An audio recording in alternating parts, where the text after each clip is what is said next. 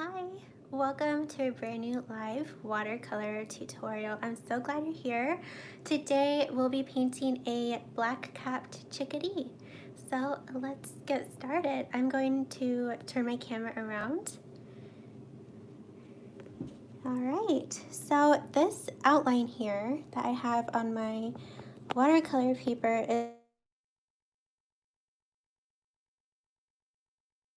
in the description below that you can download. Sorry, I have to adjust my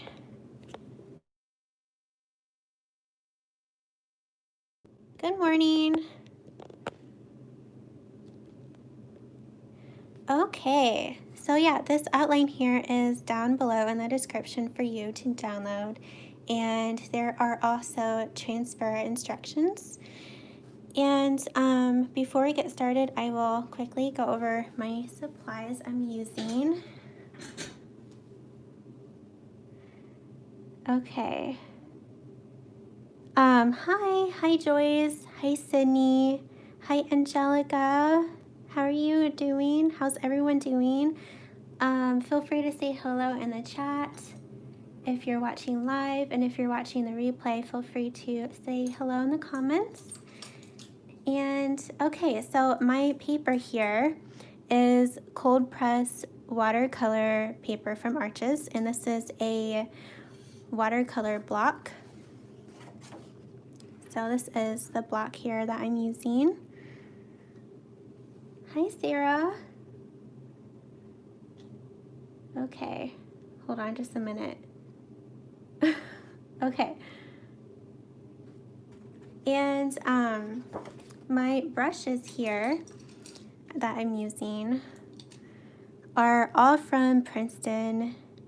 Yeah, all of these are from Princeton. So this is a size 8 round brush that I'll be using, Princeton Neptune. I might use this brush here. I've only used this a few times. It's like a really teeny tiny brush. I don't have this linked below in the description yet, but maybe I will later on. But yeah, this is a really teeny tiny brush I might use. And then I have my size 0 round brush here. And I don't know if I'll use this brush, but it is a size 1 liner brush. And then I have this size 4 round brush. And for my paints, I am using Decadent Pies. I'll be using Decadent Pies.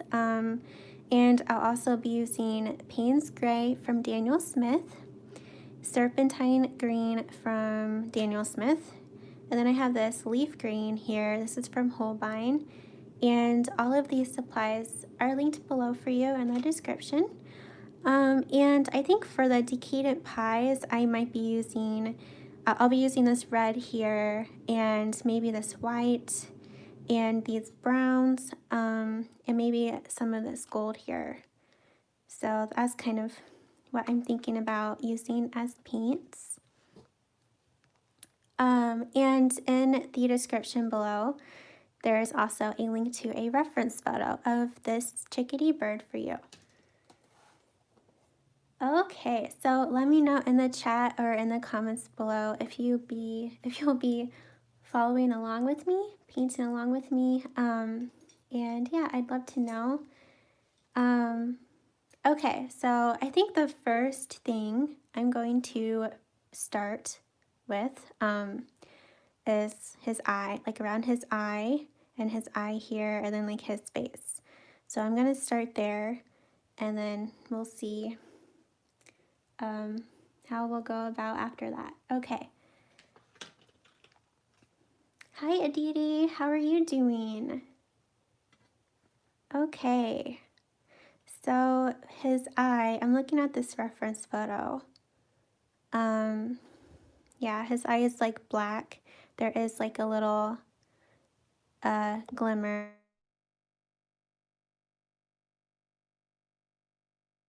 My phone keeps, Siri keeps popping up. Oops, I probably shouldn't have said that. I don't want her to pop up again. Okay, so I'm gonna take my teeny tiny size 0 round brush here. Sarah says that she'll be painting along with me. Yay! Okay, so I'm going to take some of this Payne's Gray.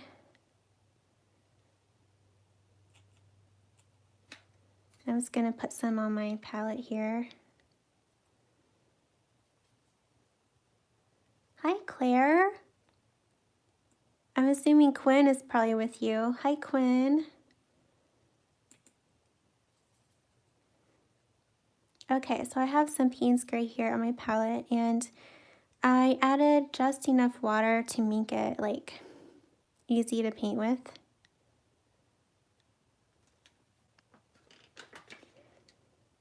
And maybe I can move this a little closer so it will jiggle for like a few seconds.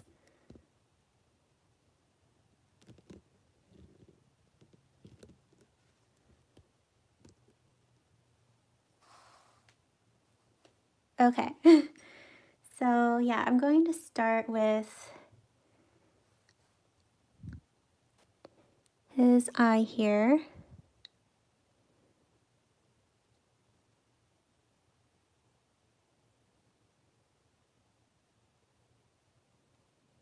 And I am going to leave a little bit of white in his eye, like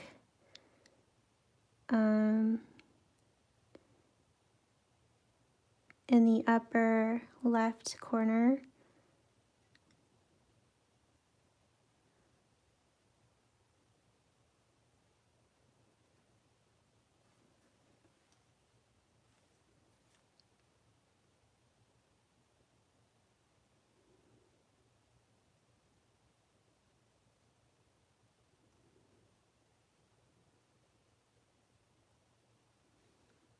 There, okay, and oh, yeah, Claire says Quinn is so excited. Yay! Will she be painting with you? Okay, so I am now taking a little bit more of this Payne's Gray here.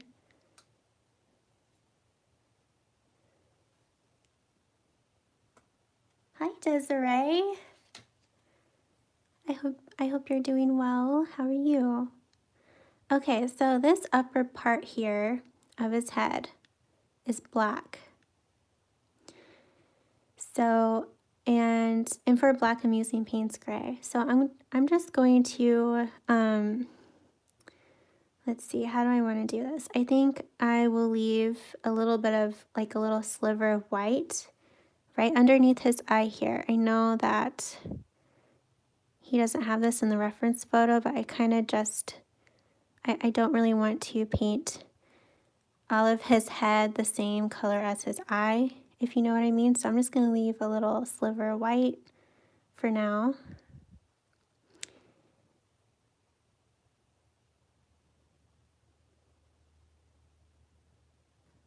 Maybe also kind of around his eye.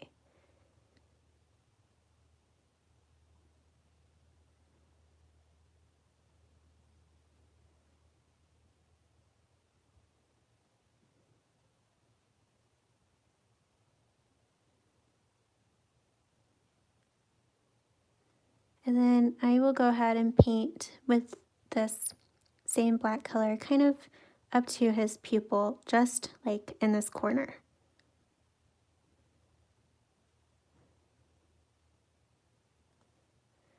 Okay. And I think I'm going to do 2 layers for his whole body. So I will probably paint with Payne's Gray, like a somewhat light layer, and then when that dries, I will paint another layer of Payne's Gray on top in some areas. So I'm going to take my size 4 round brush and Payne's Gray.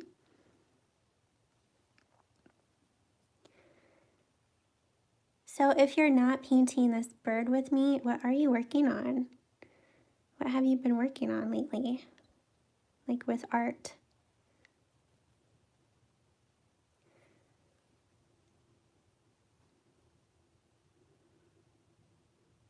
So as I'm painting him, I'm just going like making brush strokes that kind of mimic the direction of his feathers.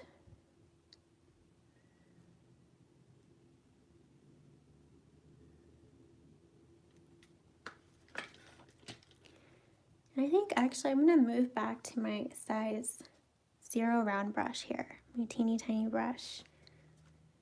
I found that I kind of like painting with a tiny brush, like with birds. I feel like it helps a lot to like paint in their feathers, like the texture of their feathers and stuff.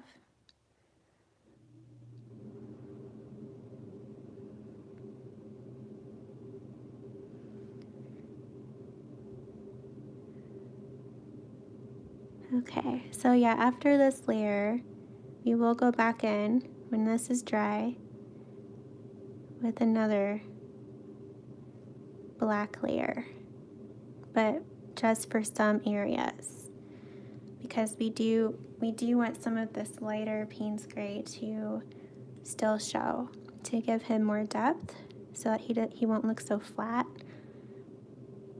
Because if you look at the reference photo, this black area on him isn't just black, like there's some grays, there's like a little hint of blue.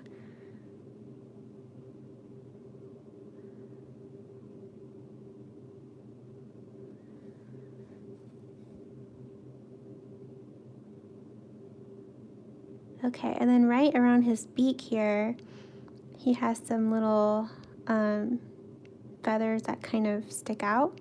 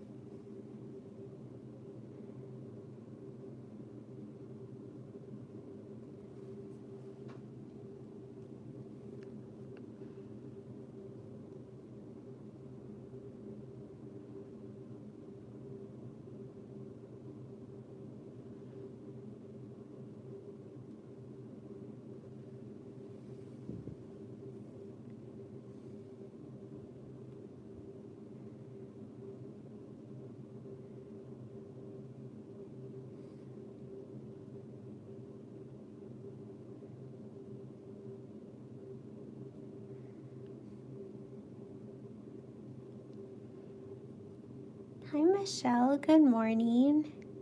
How was your day off yesterday?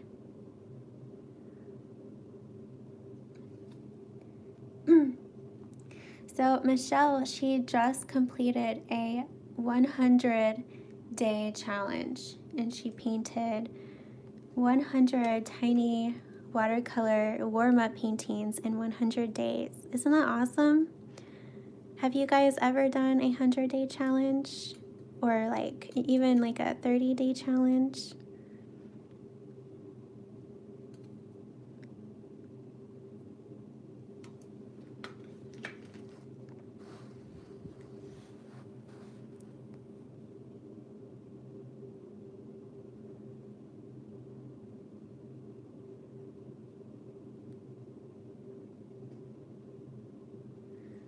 So this part over here, this is white. So yeah, just keep that in mind. You don't want to paint that black as well.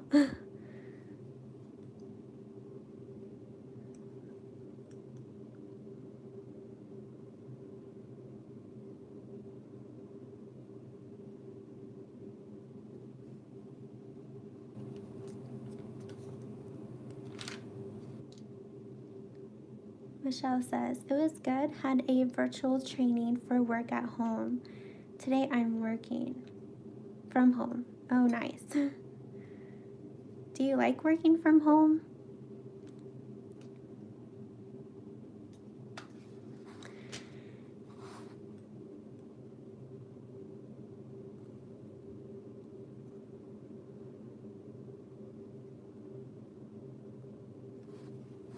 Okay.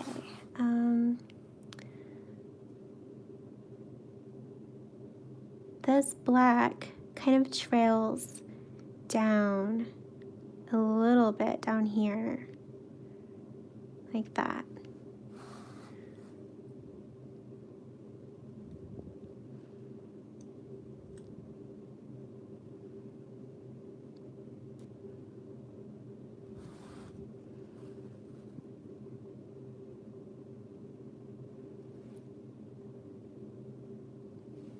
Yeah, so as you can see, as I'm painting him, I'm trying to make my brush strokes mimic his feathers.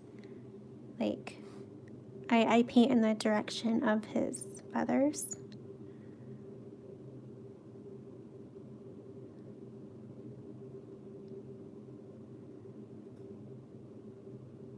And if there is some white showing, like here, that's okay. It's actually probably a good idea to have like a little bit of white show. Even though, if you look at the photo, he doesn't have like white, like at least white that is like pure white on his head. But sometimes when you're painting, it is nice to have a little bit of white show. At least I like to do that when I paint.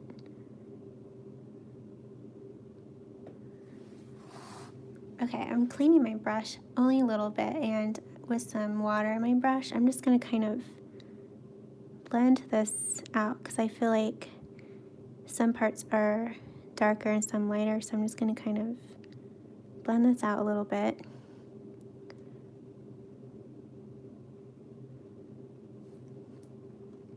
Okay. Oh yeah, I don't blame you. I'm such a homebody, Michelle. Like, I love working here at home. I'm like a hermit sometimes. Who here is a homebody too? Do you love being home, or do you like to be out doing things? Or are you kind of both? Okay, with the same brush, we are going to now paint this area of his face. And this area is black.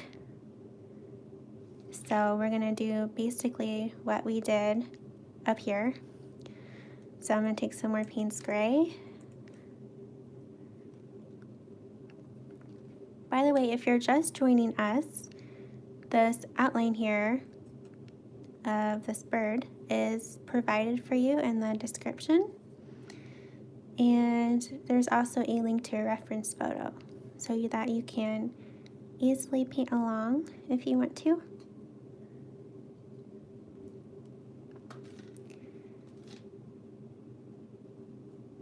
Desiree says, gonna be another bird painting.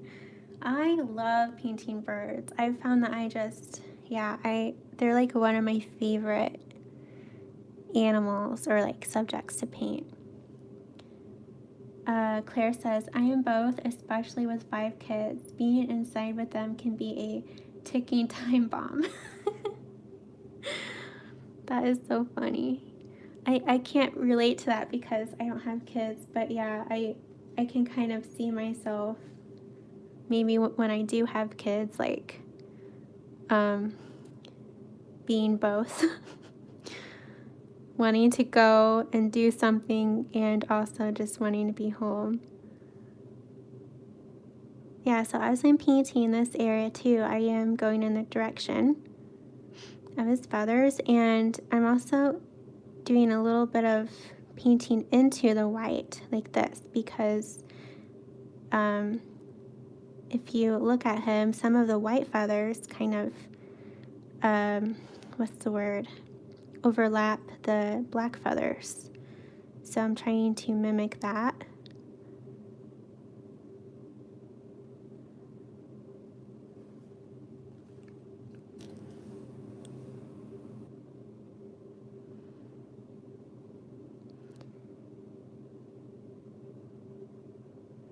And then same over here, the black feathers kind of like overlap these like brown and white feathers over here. So I'm just trying to paint that in.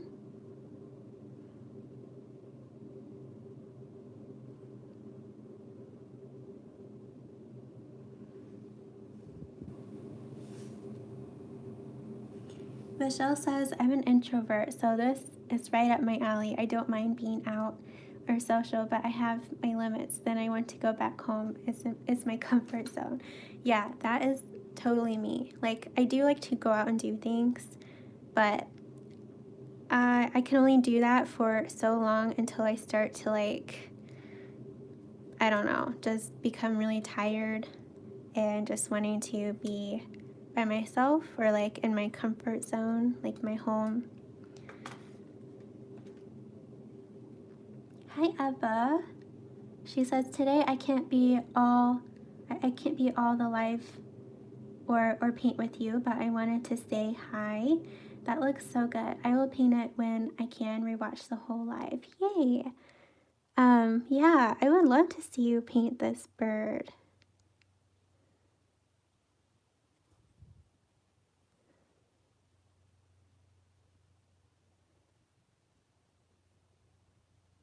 Okay.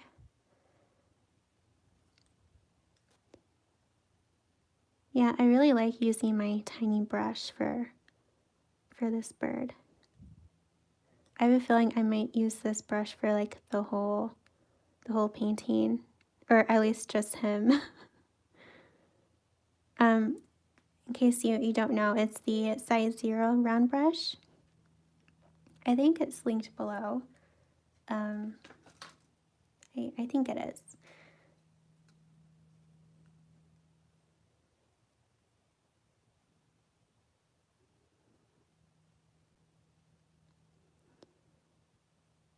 Okay, and then his feathers start to go in this direction.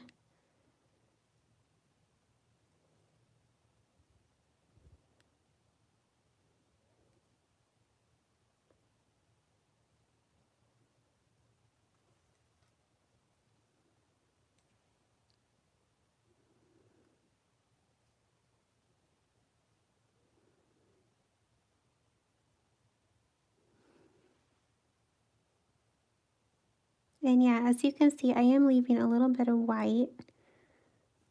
I don't know, I just feel like that gives him more, like he won't look as flat. It'll give him more dimension. Okay, and then he has like little feathers like poking out a little bit like that.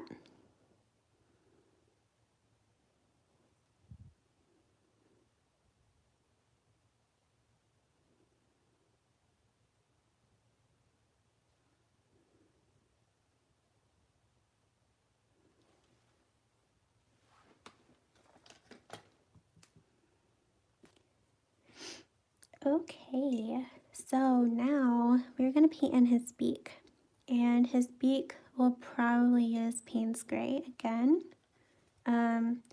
His beak has like some highlights in it, and it has some like black and some gray. I think I'll just start with the darker parts of his beak. So, which is like this line here of his beak, like that. And then underneath. Okay, and then I'm cleaning my brush now. And then with some water in my brush, I'm gonna kind of blend, like kind of drag some of that dark color, that dark Payne's Gray into the rest of his beak. Like that. And then when this dries, I think I might add another layer. But for now, this is good. Okay, and then I'm taking more Payne's Gray. And he has a highlight at the very top. And then kind of right here, like right above this line. But in the middle, it's kind of dark, like this. Okay, and then I'm cleaning my brush. And then with some water, I'm blending this, kind of creating a gradient.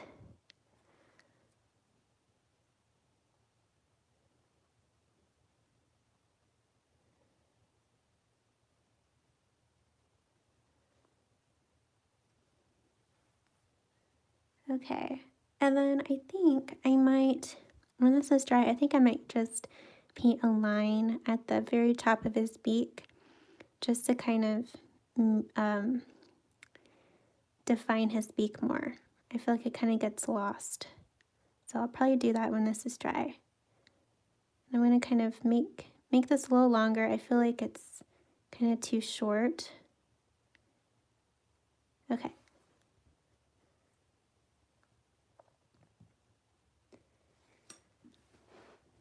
Okay, so next we are going to, I think I'll leave the white kind of last. I feel like that might be a little challenging. So I'm going to paint in all of the colored areas first and then work on the white parts of him. Okay, so let's work on his belly area. And it looks like he's like kind of like a warm brown, like a light warm brown right here, and then it kind of fades into white. So the colors I'm thinking about using are from Decadent Pies pan set. So there's this color here. I don't remember what it's called. I don't have the swatch card thing with me. I think this might be called Banana, or maybe that's something else. But yeah, it's like a light brown. So I think I might use this color with maybe a little bit of this color.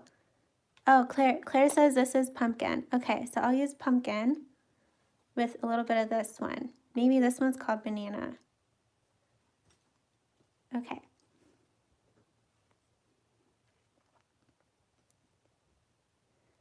Desiree says, cannot have the sound on, sadly, but I am working. Okay, Desiree, that's fine. Okay, so I'm going to take some of this pumpkin color. Okay, yeah, Claire says it's called banana cream. Okay, so this is banana cream, and then this is pumpkin. I'm just going to add it here.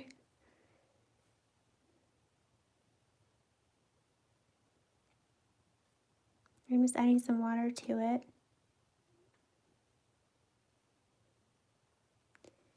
And I'm going to add some of this banana cream.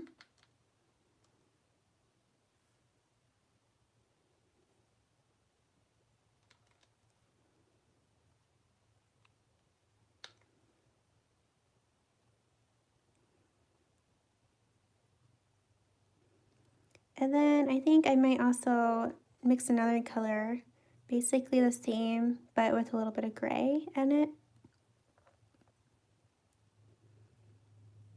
So I'm going to take some of this pumpkin, put it up here, add some, maybe add some of this color, this gray. In my Decadent Pie set, I can't remember what the official name is, but this gray silver color is like very dry, even when I add a lot of water to it.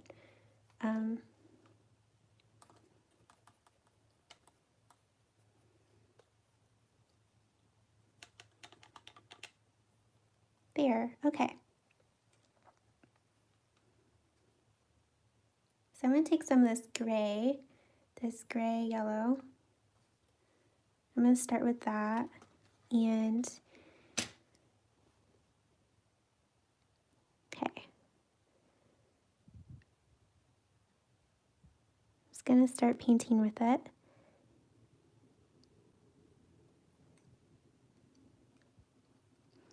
Kind of underneath his wing.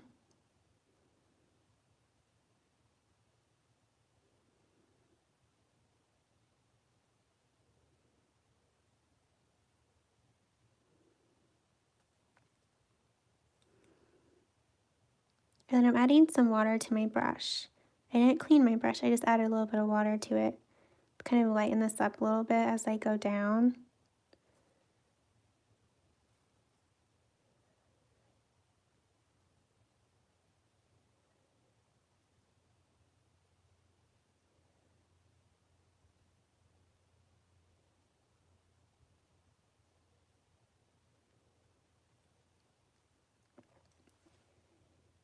Okay, I'm going to take more of that color.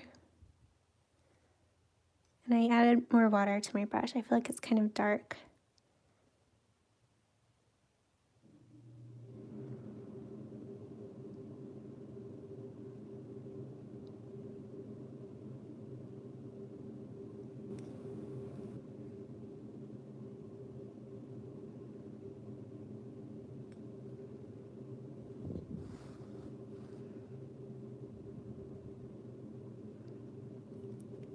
So yeah, I'm just making brush strokes that mimic his feathers.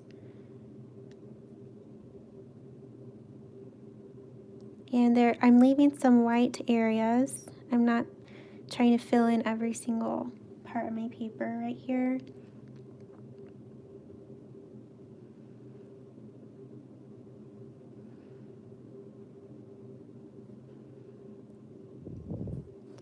And as we get more this way, it becomes lighter.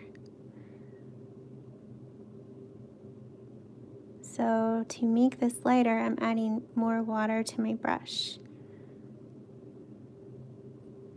And I'm also leaving more white areas.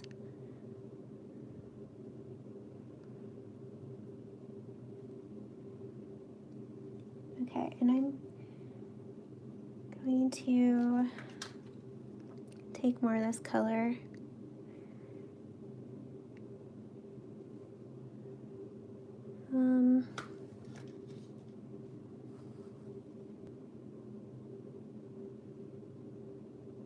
Paint underneath his wing.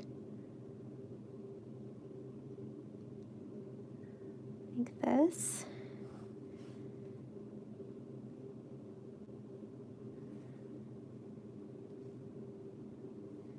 I'm adding more water to my brush.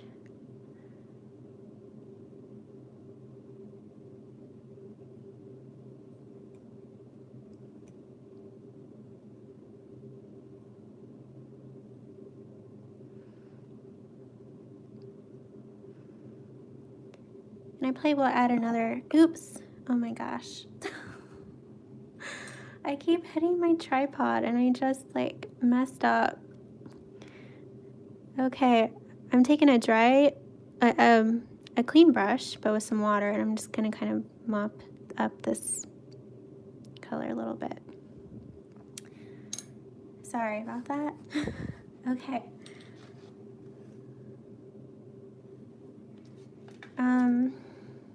Okay.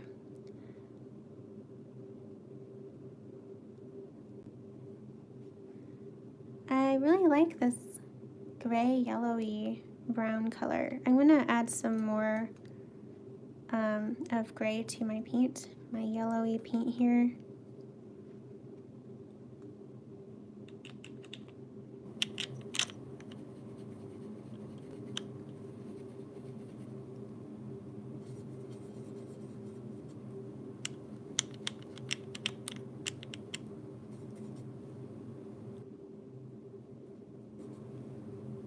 I'm adding more water to it.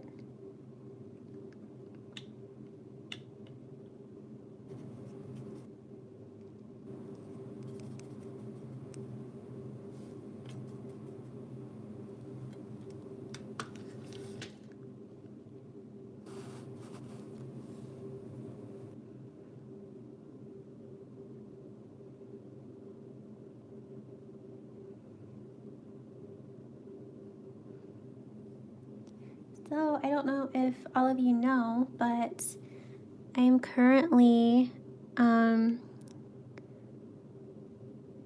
am I trying to say? It's so hard to talk and paint at the same time.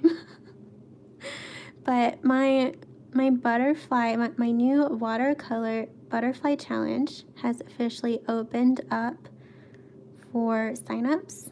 So if you want to learn more about this watercolor butterfly challenge, there's a link below in the description.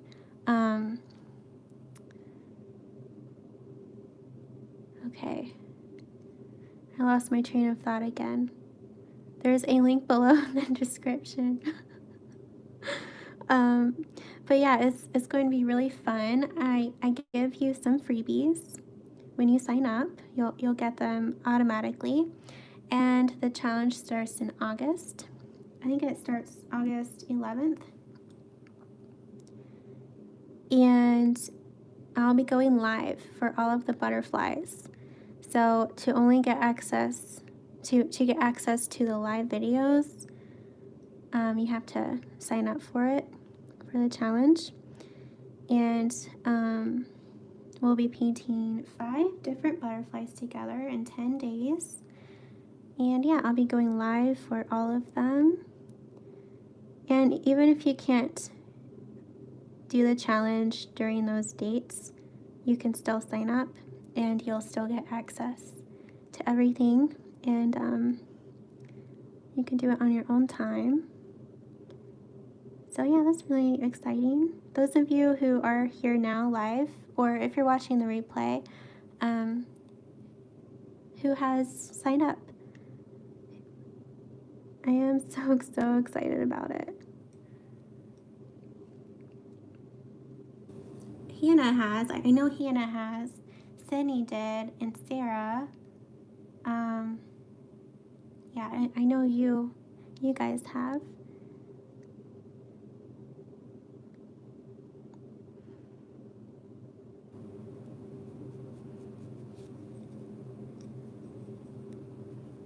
Okay, and then over here,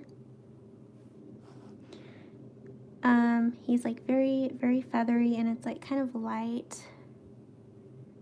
And then it turns, like this area turns into, that's probably, I'm having a hard time describing this area, but like it turns into his tail feather. So,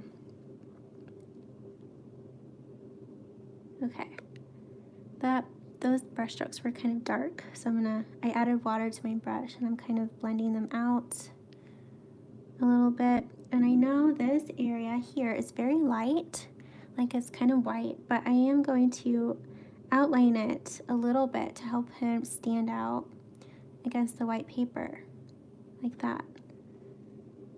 And I'm cleaning my brush, and yeah, I'm just gonna kind of blend this a little bit more into him.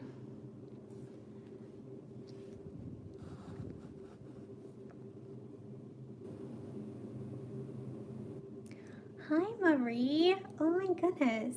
I'm so excited to see you here. I haven't seen you on a live for like a long time. How are you? Okay, I'm getting more of this color here.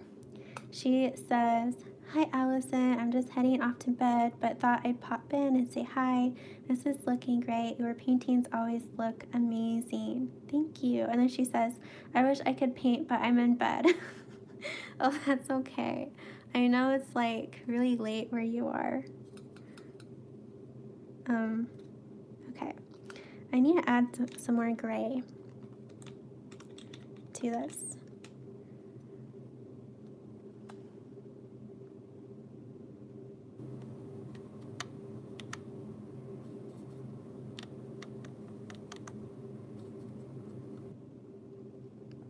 And then a lot of water. I want this to be very light, so I'm adding a lot of water to this.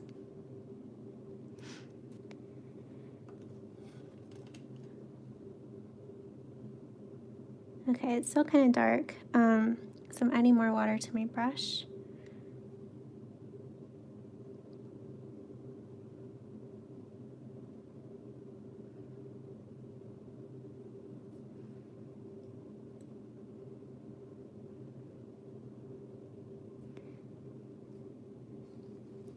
Okay.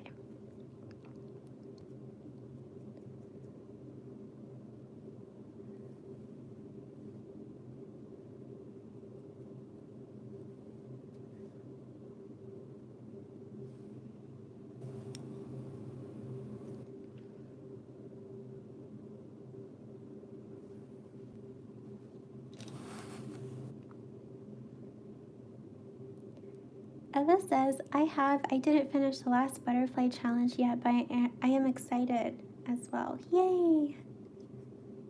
Hannah says, I signed up. I'm hoping to be able to paint at the same time with you doing the butterflies. Yeah. I hope so too. But yeah, you'll get all of the replays for the videos and you'll have access to them like forever. So yeah. Because yeah, they won't be on my YouTube channel.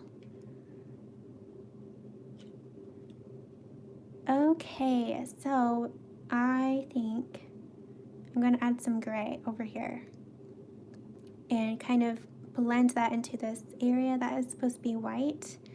And I'm gonna take my eraser and I'm gonna kind of lighten up this pencil mark. I feel like it's kind of dark. Okay, I feel like I probably didn't do much, but it's fine. So I'm gonna take some of this gray.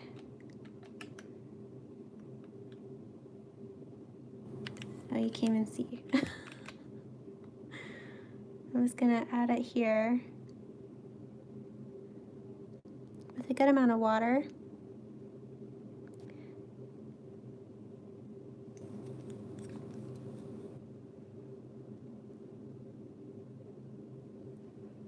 So I'm gonna add a little bit of gray here, kind of where his leg starts, like pokes out.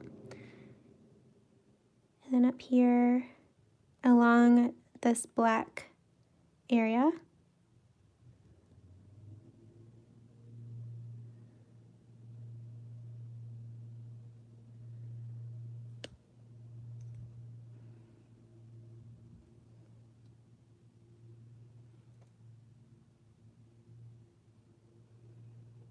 Then I'm adding a little bit of feathers here, just some loose brush strokes, because he's white there, but I mean white isn't white, you know, like there's some gray and white, and some other colors in white.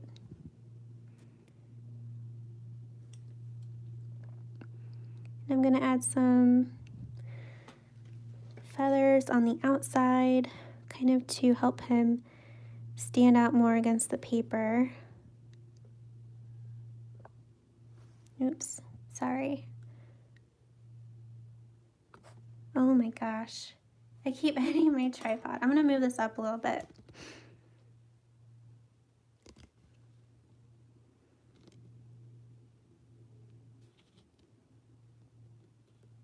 Okay.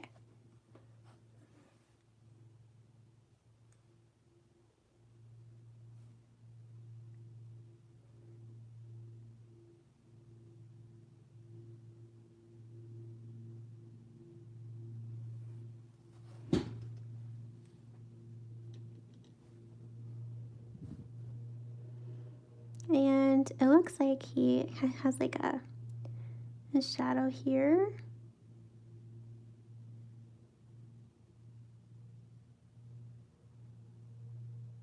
Like that. That leads into this area right where this leg pokes out. Adding a little bit of water to my brush. I'm going to kind of blend this gray a little bit more into the other area.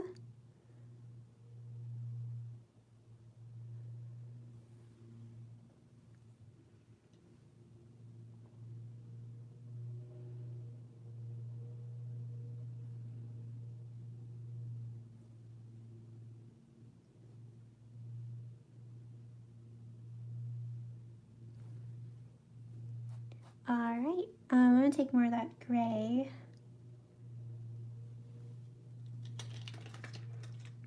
And I'm going to bring some of this Payne's gray into over here. And a lot of water. I want this to be light.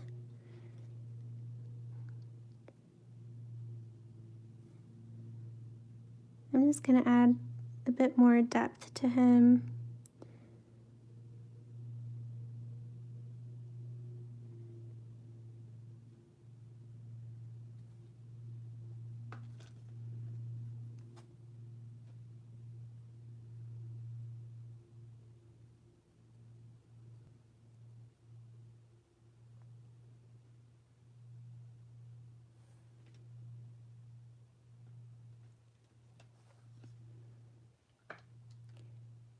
Mary says, oh, I've been good, just keeping busy, building my illustration knowledge and testing styles here and there, going on IG stories more and trying to attempt another live next week, Friday maybe. Wow, Marie, that's awesome. So you went live recently? I think I missed it. Like on Instagram? Okay, so I'm taking more of this Payne's Gray over here. And I am adding a good amount of water to it. But I don't want to add too much. I kind of want it to be a little dark. And I'm going to kind of add some under his wings here to give him some more, like, just to kind of push those shadows more.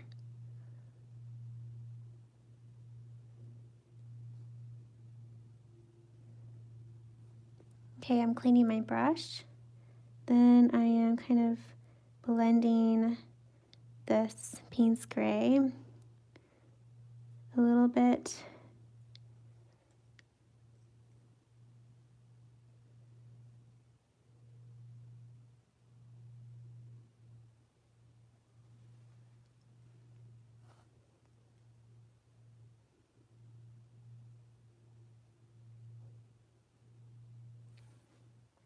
Okay, that's good for now. Hi, Rocky Road. How are you doing? Marie says, yeah, went live last week, last Friday. Last Friday, maybe I did see it. What did you go live about? I think it wasn't it about, I don't really know. I don't remember. I think I missed it. I don't know. Okay. So now we are going to paint in his wing here, his wings. And,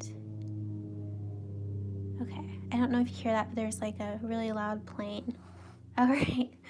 I'm always nervous about this area of the bird. Like, I feel like it's always challenging for me. So let's just do it. Hopefully it turns out okay. Marie says, I wanted to do something out of my comfort zone, was shaking because I was nervous, had anxiety the whole time and forgetting what I was talking about sometimes. Yeah, gosh, I felt that way like the first time I went live here on YouTube. It is scary. It is very scary. But it gets a lot easier the more you do it. You just have to keep doing it. It does get easier. Okay, so his wings, I'm looking at the reference photo. They're basically gray, and he has a little bit of this brown color over here, it looks like. So I'm just going to first take that brown color and paint with that. It looks like it is just like right here.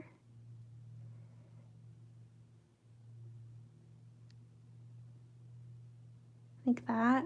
It's not a lot. I cleaned my brush and I added some water to it. And I'm just going to kind of blend this a little bit.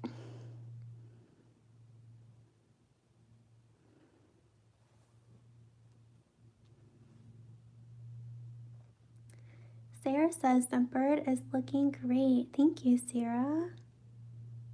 How's it going for you?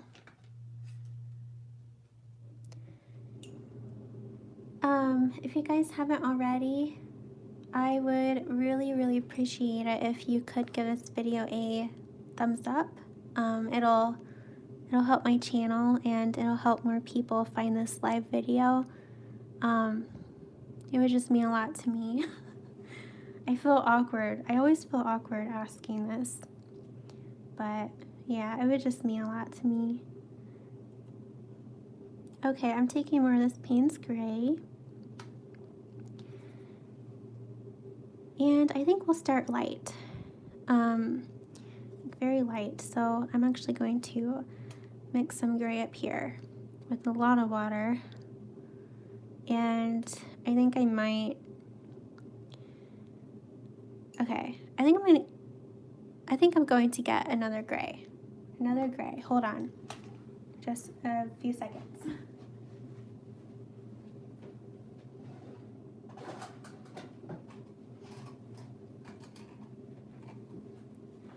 Okay, so there's a gray in this Vintage Pastels pan set that I really like to use, which is right here.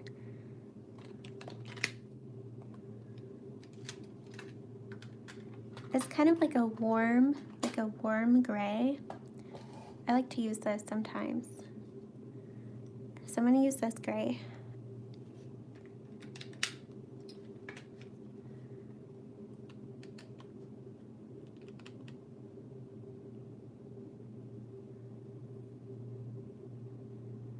Okay, and I need to add a lot of water to this. I want it to be very light.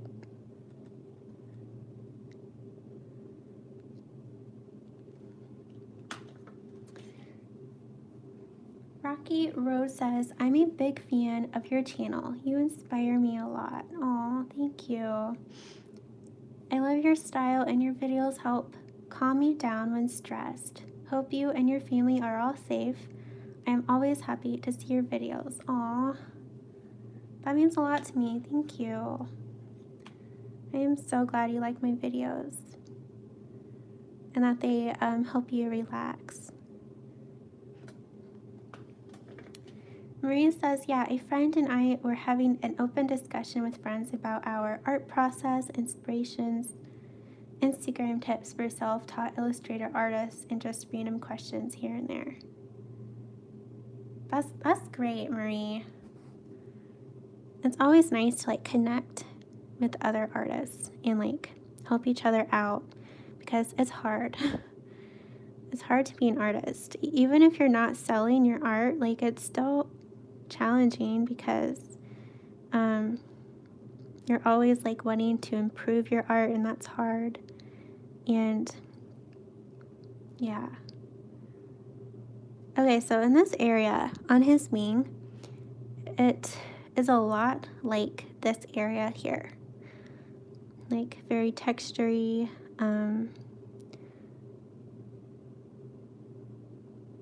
So yeah, I'm just kind of painting the same way I painted like his belly.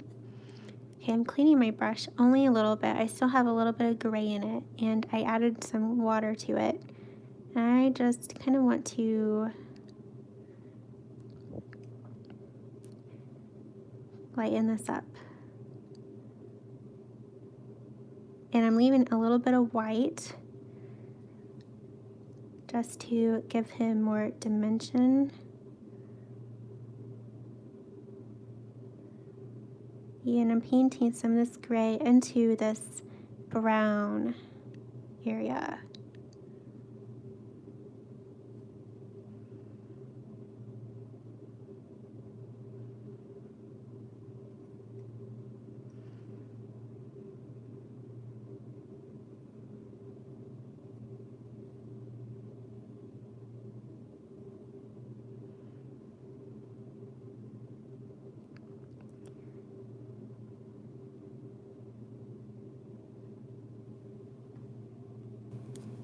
Okay. All right. This part is always so hard for me. I'm going to take this gray and let's focus on this feather right here. So this feather here has like kind of like a white outline, and it looks pretty dark. So I'm just going to paint it in.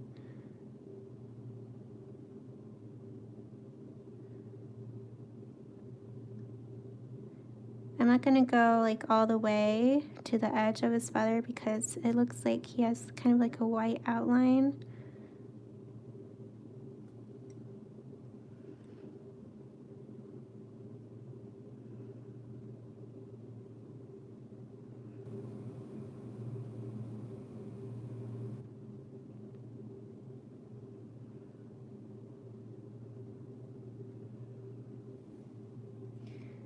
Okay, and I'm going to add a little bit of Payne's Gray to it to darken this up a little bit.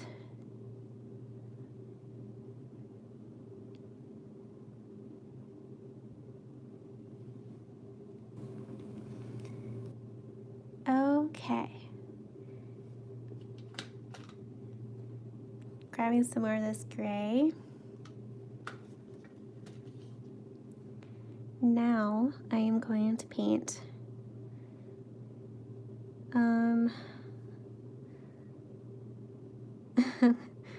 okay, I'm going to paint in a feather here. Like this.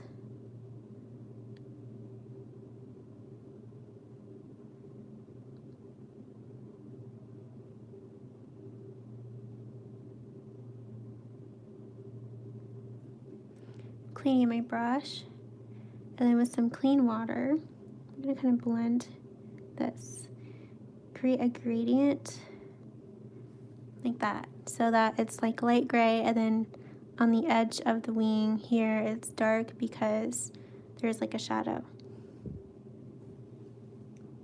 Okay, I'm taking more gray, and now I'm going to paint. Okay,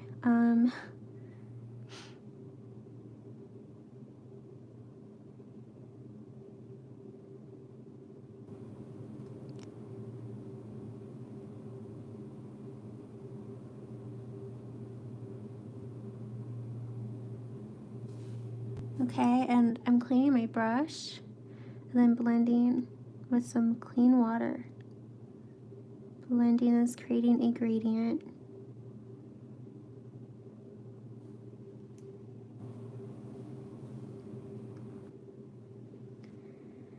So, those of you who are painting with me, let me know below, how is it going?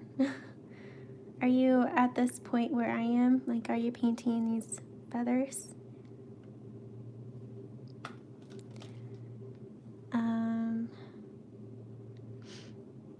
Maria says, yeah, it was an experience. It was great, to be honest, because I learned that I have a lot of things to improve on. I'm not good at public speaking at all, so more practice for me. Yeah, when I first started, like, I guess I can compare public speaking to like live videos, like live tutorial videos. My very first ones, or even the ones that were not live, I wasn't good. I wasn't really good at explaining, and I do still sometimes have trouble, but I have definitely improved at talking and explaining like what I'm doing. And yeah, it's hard at first, and at first you're not very good at it, but the more you do it, the easier it gets and the better you get at it.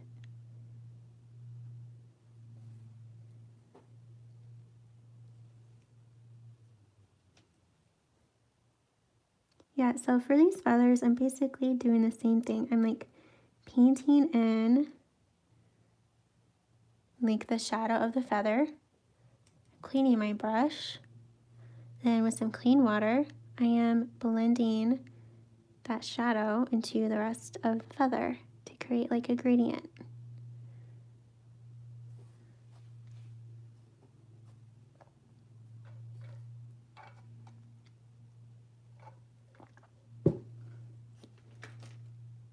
Okay, I need some more of this gray.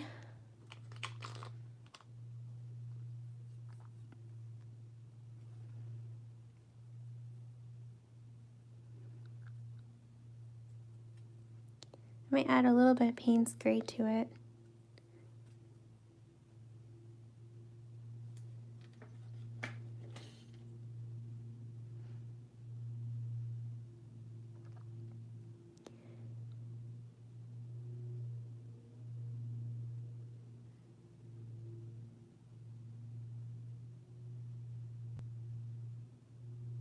Okay.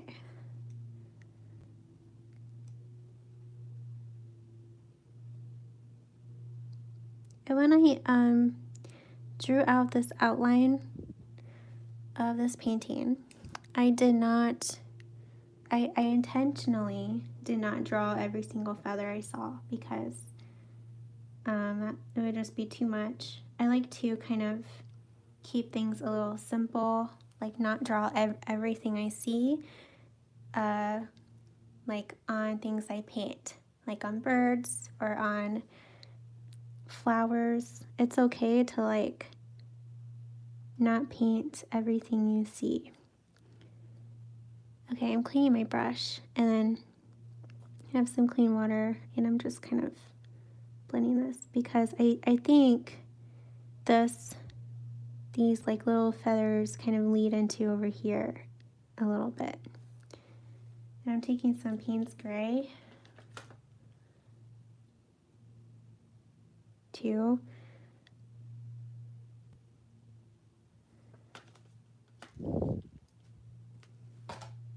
Okay. All right, that wasn't so bad. And now I am going to paint these feathers all right here. So we're going to do basically the same thing, except I'm going to use Payne's Gray because when I look at photos or the reference photo of this bird, the shadows underneath all of these feathers here are very dark.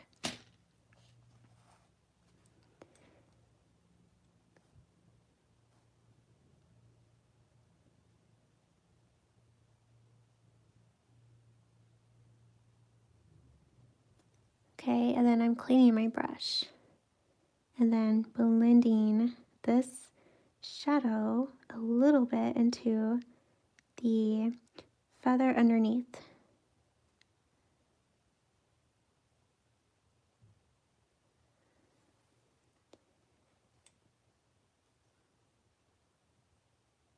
And then, yeah, we'll do the same thing over here.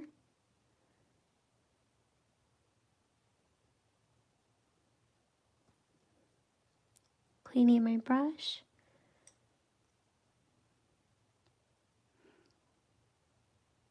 Blending.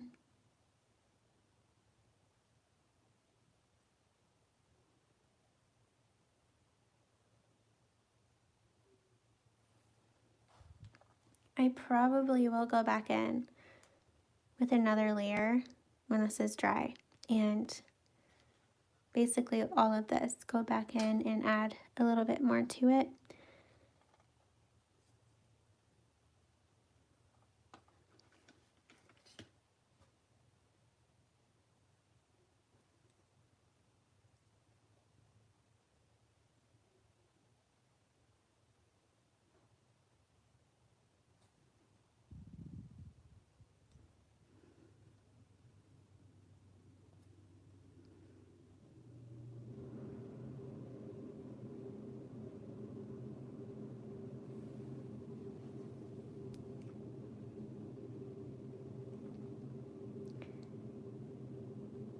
Marie says, you are sounding more confident and comfortable now since I joined your last lives. You're doing an amazing job. Thank you.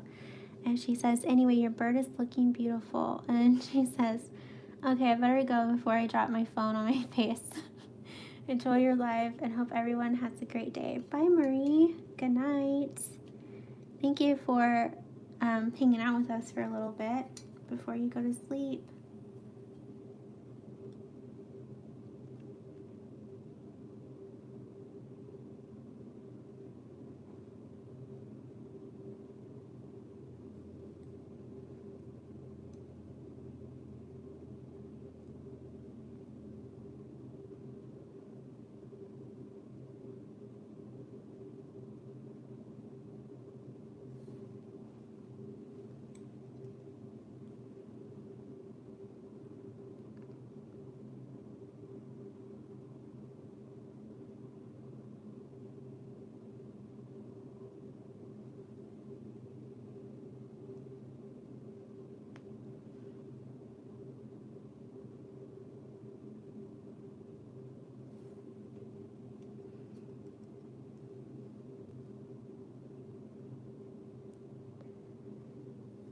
Okay.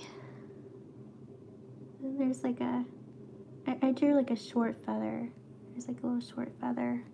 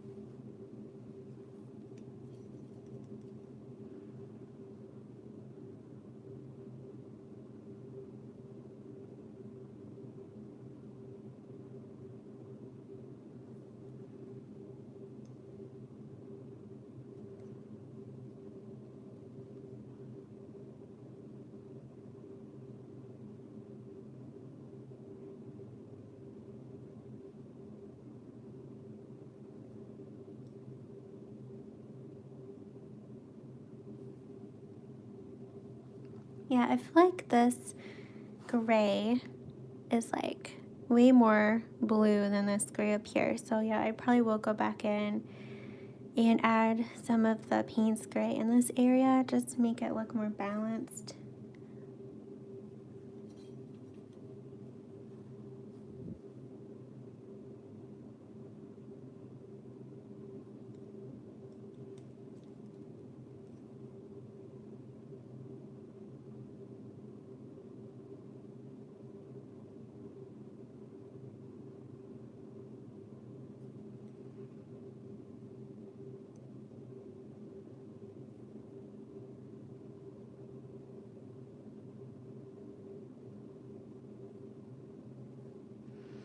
Okay, and taking Payne's gray again, I'm going to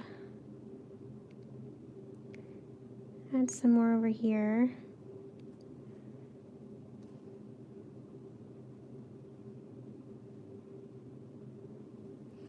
And I need to add some on this top feather.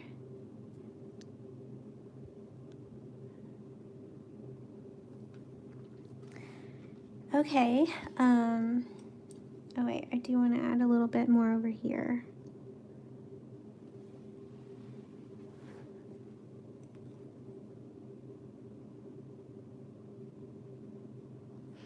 Okay, so that's good for now. Now let's move on to his tail feather. Oh yay! Sarah says that her prize just arrived. So Sarah won my last giveaway. I did a giveaway last month for reaching 2,000 subscribers here on YouTube and 2,000 followers on Instagram, and she won it. And it just arrived. It took a while because she lives in another country and because of COVID and stuff, but finally it arrived. Okay, so yeah, I'm taking more of this Payne's gray. And his tail feathers are not as dark as up here. So up here is dark. I do need to add a bit more to it, but down here it's lighter. But it is dark like in between each feather, so I'm going to paint that in.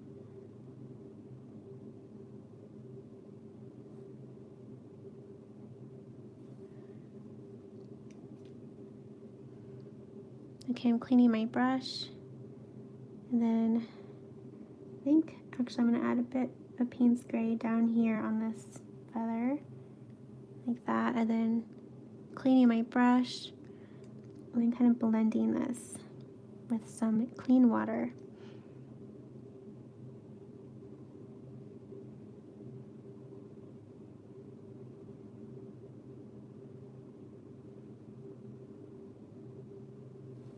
Okay, I'm taking more Payne's gray, and I'm just going to add some more down here and let it blend into what I just painted. It's still wet, so it's kind of blending a little bit by itself, but I am taking my brush here and I'm going to kind of help it.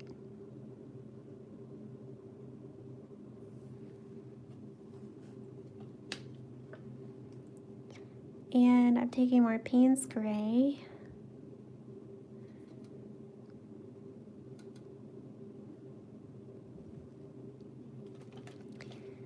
And then this wing here, I meant feather, it's very light compared to that other feather. So I'm just going to paint in the outline like that. I'm cleaning my brush. I'm going to try and make this lighter.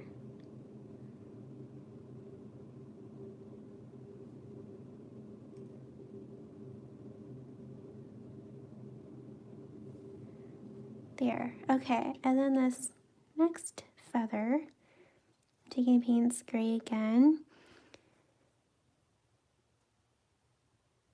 painting it in, adding some more water to my brush.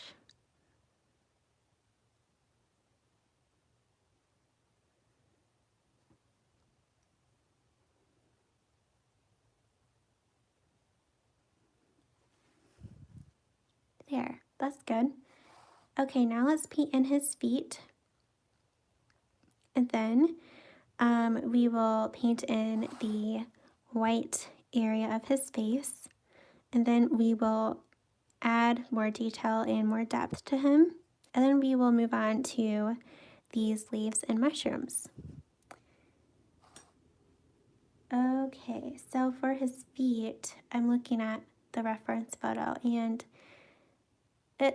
his feet look gray, like they look gray. So I'm gonna use Payne's Gray.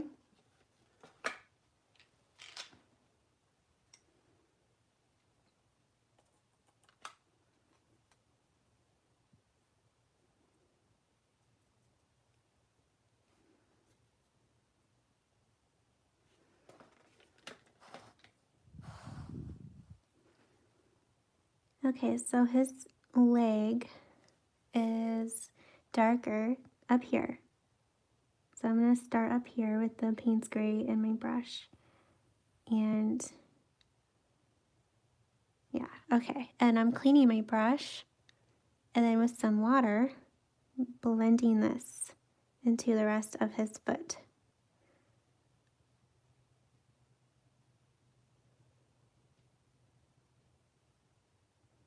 Then I'm kind of dragging this color around to paint in the rest of his like foot. Okay, I'm taking more Payne's Gray and dropping some in, letting it kind of blend into the wet area.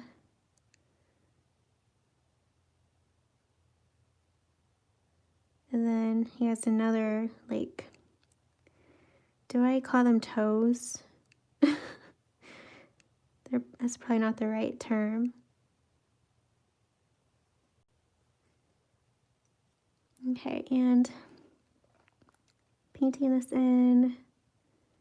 And then I'm going to kind of blend this a little bit because it looks like it's kind of blending weird. And then I have a little bit of Payne's Gray left in my brush, so I'm going to kind of darken the area where his foot emerges from his feathers. So I'm just creating some feathery texture around his foot.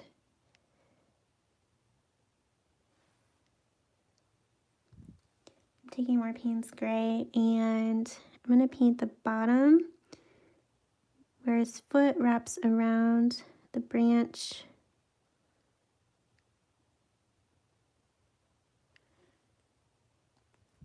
And then I'm cleaning my brush and then I'm going to blend this a little bit with some water.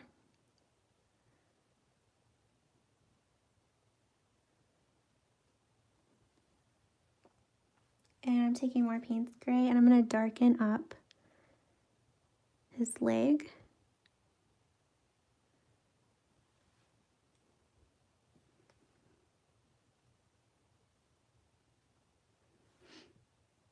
Okay.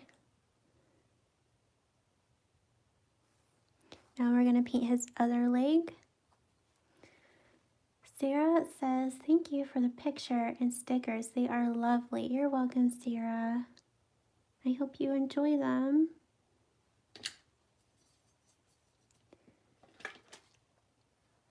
Okay, I need to grab some more Payne's Gray.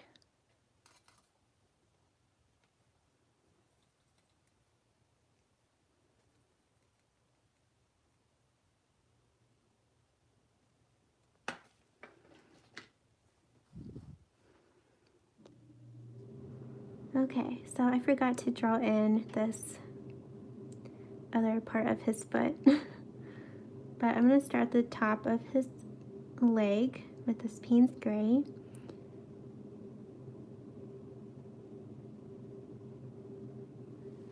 Then I'm cleaning my brush.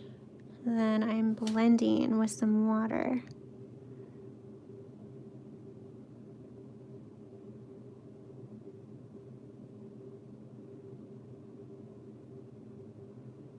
And I'm kind of painting in his leg right here.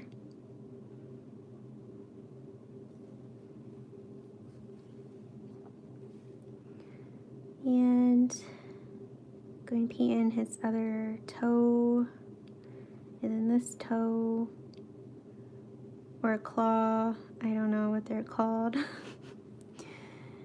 And then underneath, I'm cleaning my brush, and then blending this a little bit.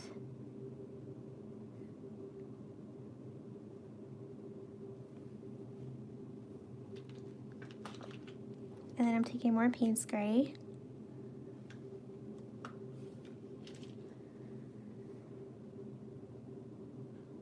And I'm going to add some more here, here.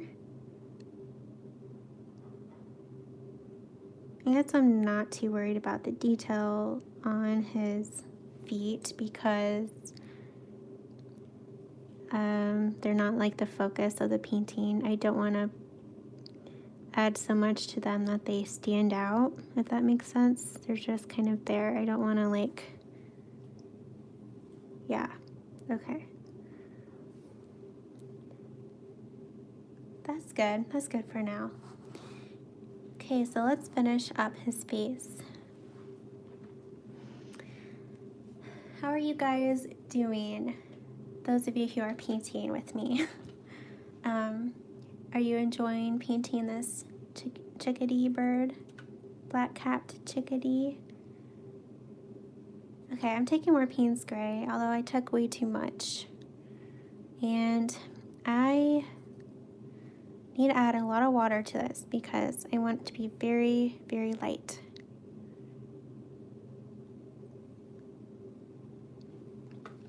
We are going to paint in the white of his head.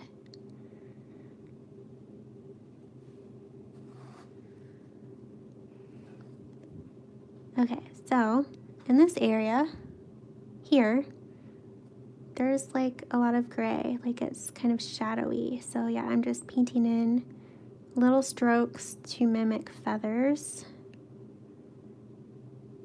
And I'm painting in the direction where it looks like the feathers are going.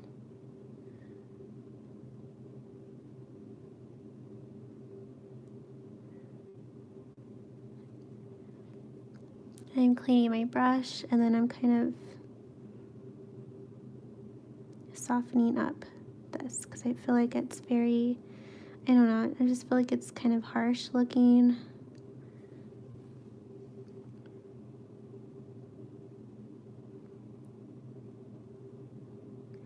And then I'm going to paint in some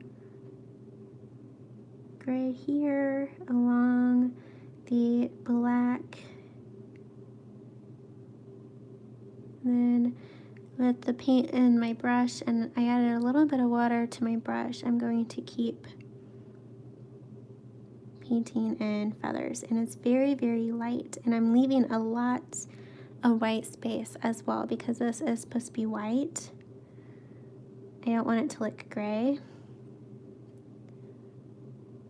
And then there's like a shadow, a kind of, yeah, like a shadow for his head. It kind of like leads over here like this. And then, yeah, it's very shadowy.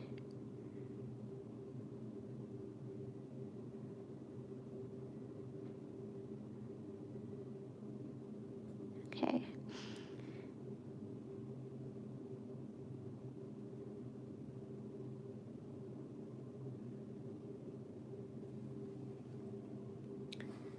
All right. That looks good.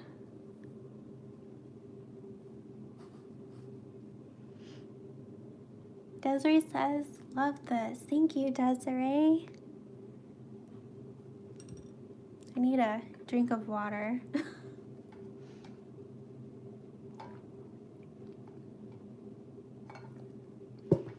Okay.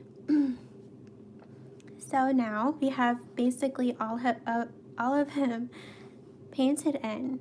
Okay, so now we need to go back in and just kind of see what we need to add.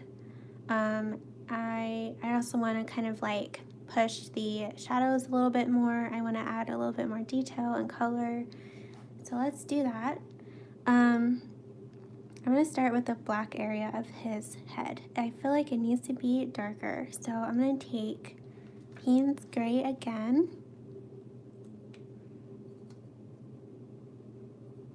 And this time, I just want to add just enough water to make it easy to paint with. You don't want to add too much water. I want it to be dark.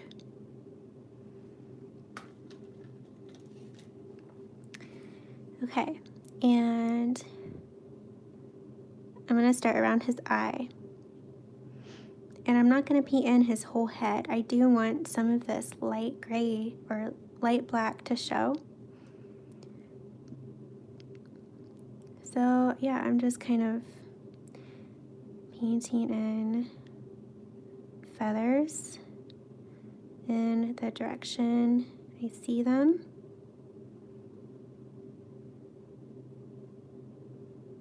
Around his eye.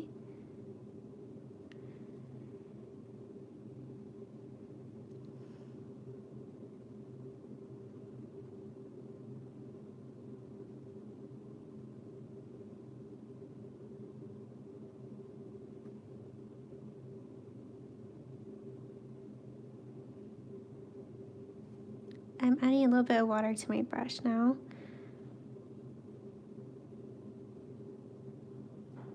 Okay, and I'm going to take some more Payne's Gray.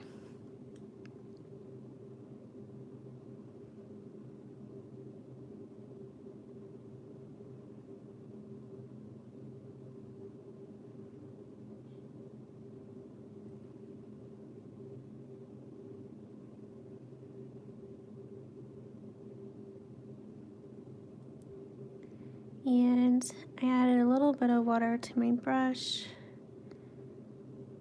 because it was getting kind of hard to paint with. So as you can see, I'm leaving some of this lighter Payne's Gray underneath. I'm leaving some of that exposed.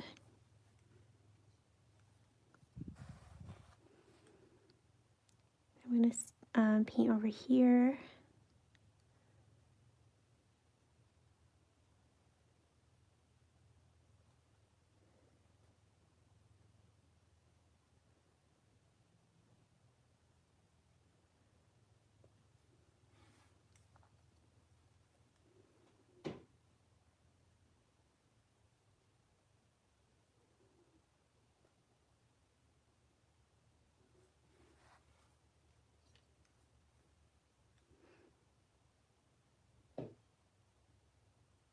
And then as we reach the top of his head, I probably won't add too much because the top of his head is lighter. So I clean my brush only slightly. There is still a little bit Payne's Gray in it, and there's some clean water in it too. So I'm just going to kind of paint with that up here.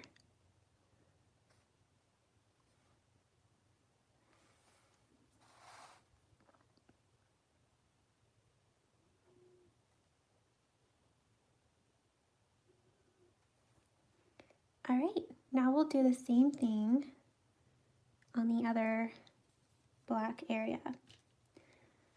So I'm going to start here.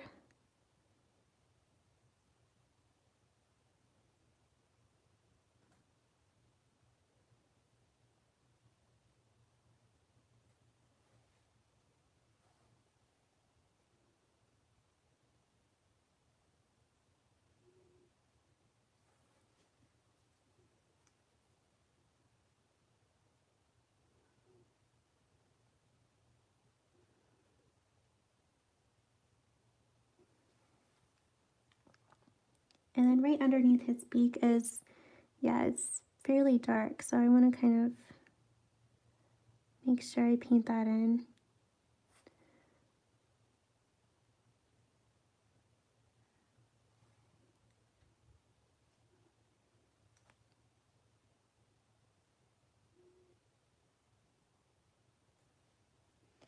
Okay, now I'm going to work on his beak a little bit more. I'm going to darken the shadow.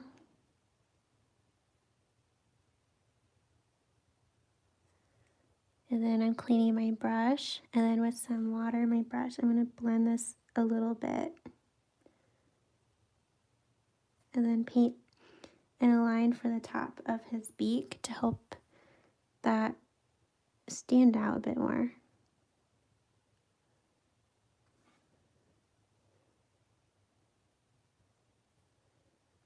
And then I'm going to paint in this line more.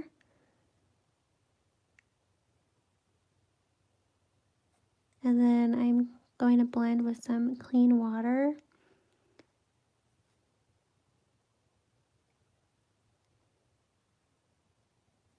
And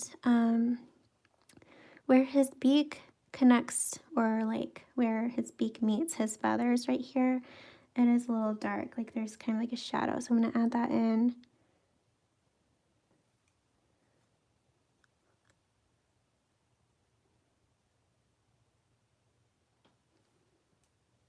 There. Sydney says, this looks amazing so far. Thank you, Sydney. How's your chickadee painting turning out? Okay, so his eyes, I left a little bit of white around. I think I might leave that. I think I might. And yeah, I'm going to add some more paint to his feathers here.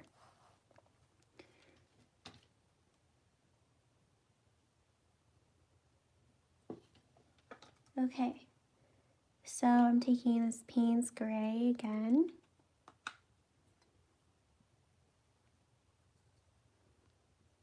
Adding some water to it.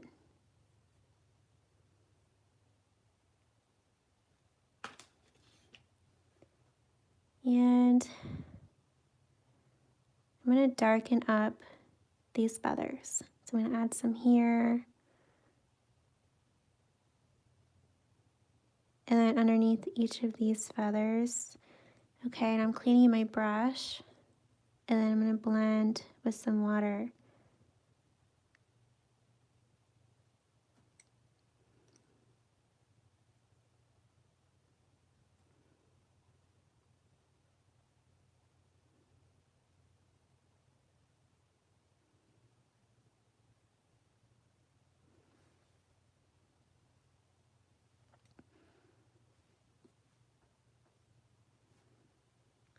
Hannah says, is the Payne's Gray you are using a Daniel Smith paint? Yes. Yeah, I'm using Payne's Gray from Daniel Smith. Okay, and then I'm going to kind of paint in this highlight around this feather here. I don't want it to be too white. Okay, so I'm taking more Payne's Gray. I'm going to darken this feather and then this one.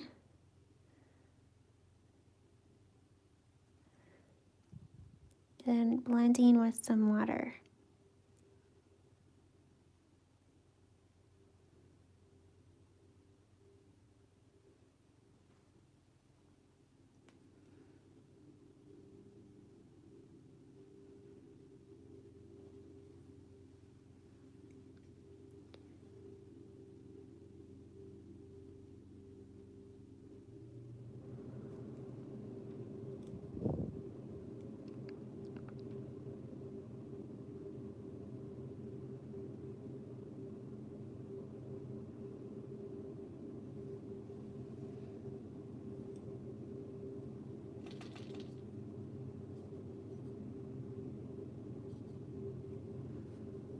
So what are you guys up to this weekend?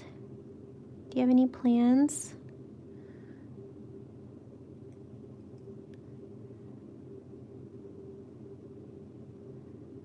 I am helping my sister move.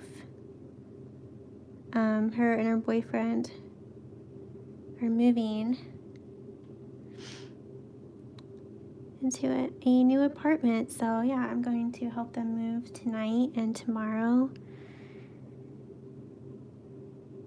So that's kind of what I'm up to. I probably won't do much painting. That's okay.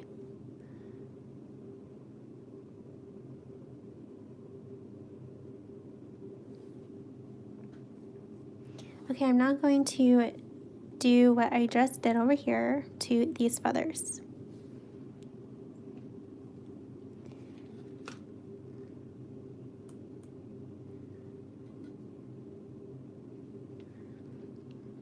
Are you guys going to be painting this weekend? Like doing any painting or anything creative? Or are you going to like relax or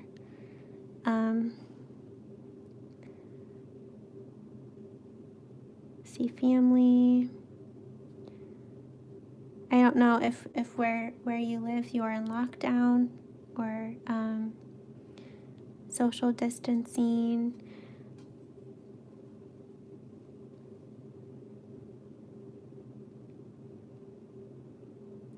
I feel like us in the US, we should probably be in lockdown again because the virus is a lot worse than what it has been. But yeah, I've been being very careful about who I'm around and wearing my mask, not going out too much.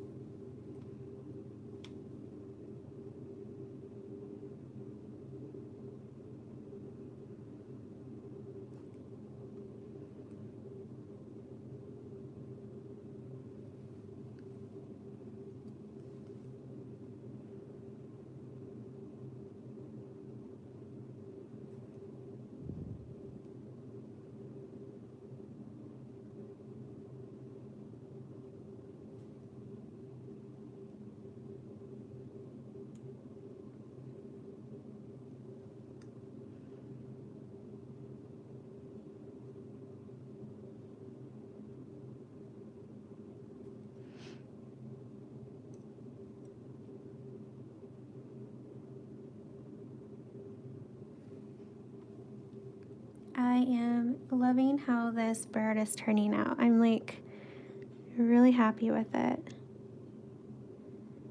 I should show you guys after I'm done. I painted a black-capped chickadee before, and that was like maybe 15, 16 months ago. It was like the beginning of last year.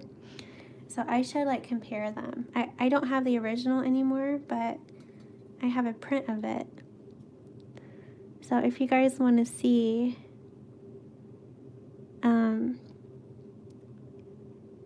my first black-capped chickadee painting, let me know. And I will show you. We'll compare them.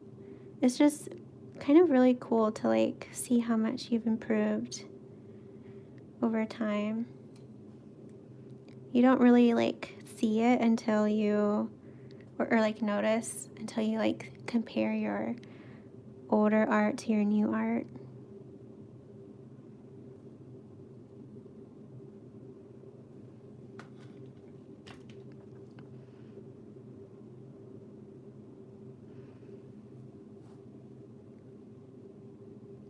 Okay, I'm gonna add a bit more paint spray over here. I feel like, yeah, I could use a little bit more depth. So I'm taking some paint spray.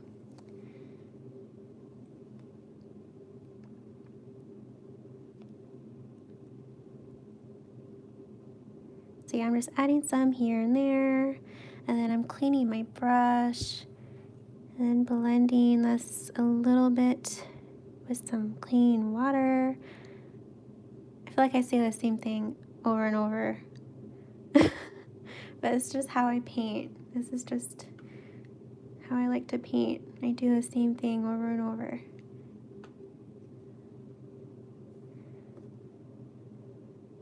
Okay, I added way too much water. Now it's kind of like,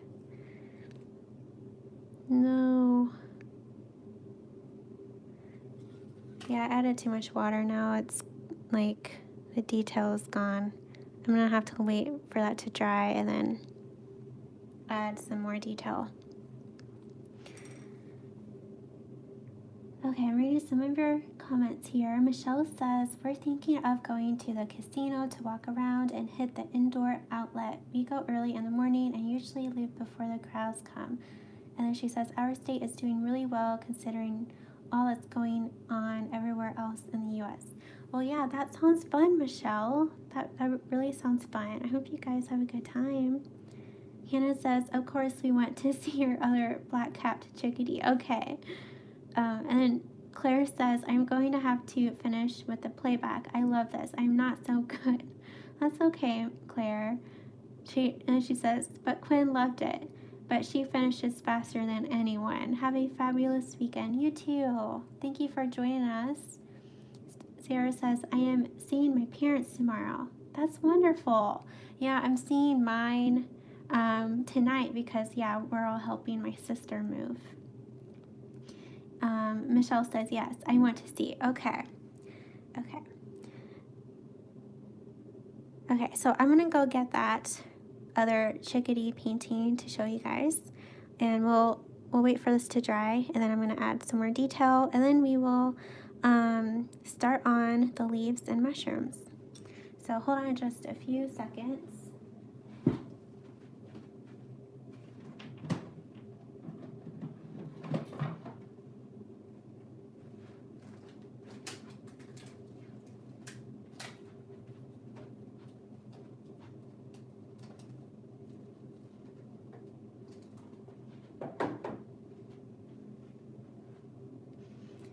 Okay. All right, I'm going to unclip my phone here. It will shake. So let's compare them.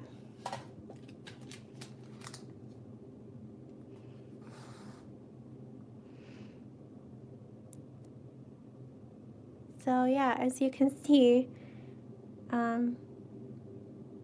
this has far less detail than this one. And I painted them. It took me about the same time. This one took me maybe like an hour and a half. So yeah, I still like this one. Like I like it. But yeah, it's just interesting to like see the difference. So yeah.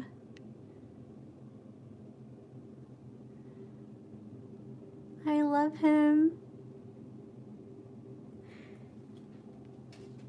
Okay, I'm gonna clip this back.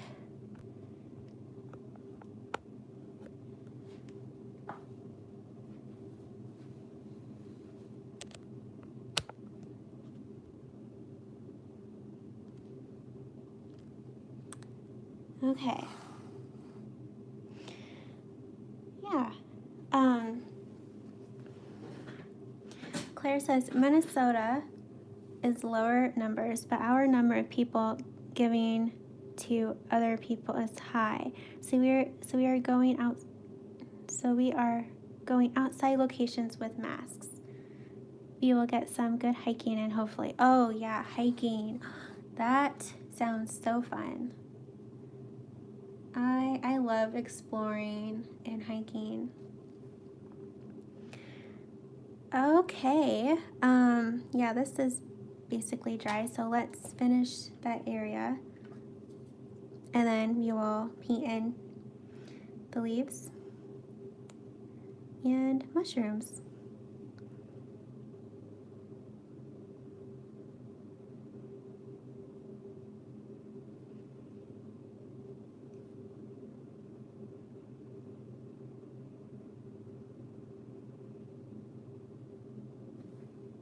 here. Michelle says, oh wow, definitely see the growth. Yeah. Yeah, my first Chickadee painting, I painted this for my 100-day challenge. I did a 100 days of watercolor challenge in like from January 2019 through I think April 2019. And I did that to like learn watercolor because I was just starting to learn watercolor. And yeah, Sarah says they're both beautiful. Yeah, I still really like this one a lot. Okay, guys, let's move on to the leaves and mushrooms and branches. So I'm trying to think what I want to paint first. I kind of want to paint the mushrooms first, so let's do that. So for the mushrooms, you can paint yours whatever color you want. Of course, I'm painting mine red because I just love red, like the little red toadstools. So I'm using this color here. This is called Apple from Decadent Pies. I'm going to use this. I might get out another red, like one that's like more of a red color. But I'll first paint with this one and we'll see.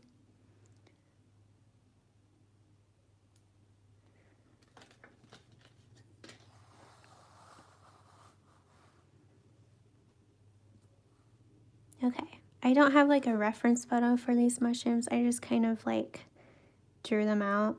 So yeah, there's really no reference photo.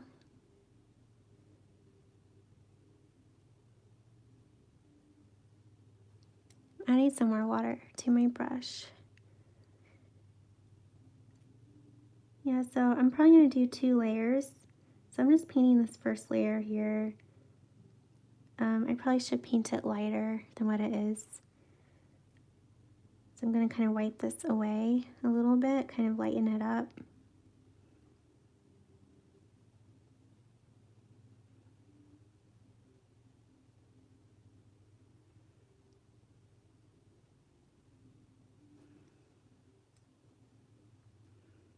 And I want these mushrooms to be simple because my Chickadee is the focal point. So yeah, I just want these mushrooms to be like cute and simple.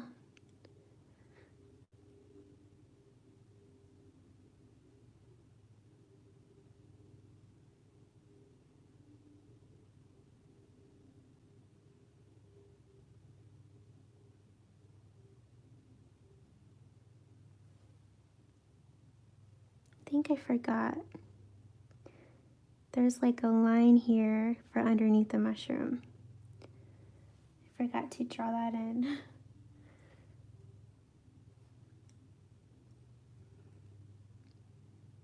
And of course, if you don't want mushrooms in your painting, you don't have to paint them in. I love mushrooms. I love painting mushrooms. What about you guys?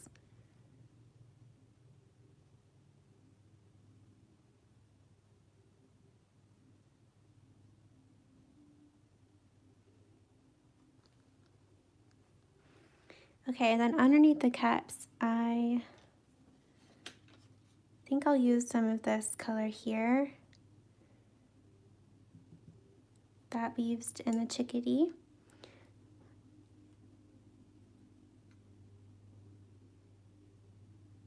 Like this gray yellow color.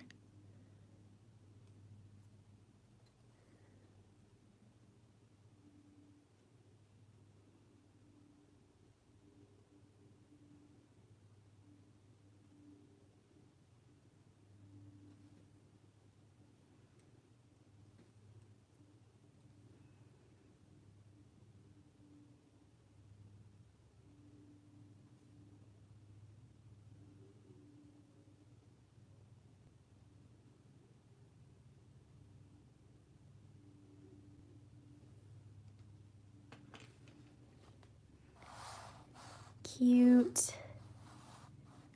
Okay, and for the stem, I think I'll just paint it gray for now. Like a gray.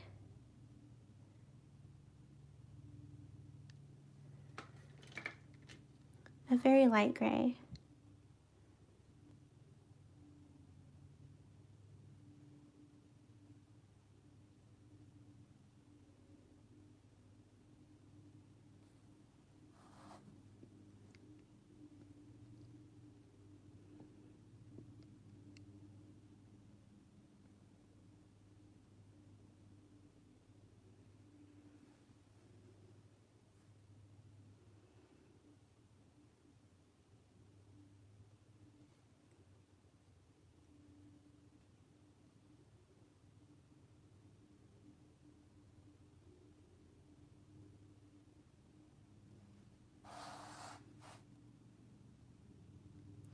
Okay, so let's paint in these other mushrooms. Since I already have gray in my brush, I'll just go ahead and paint in the stems.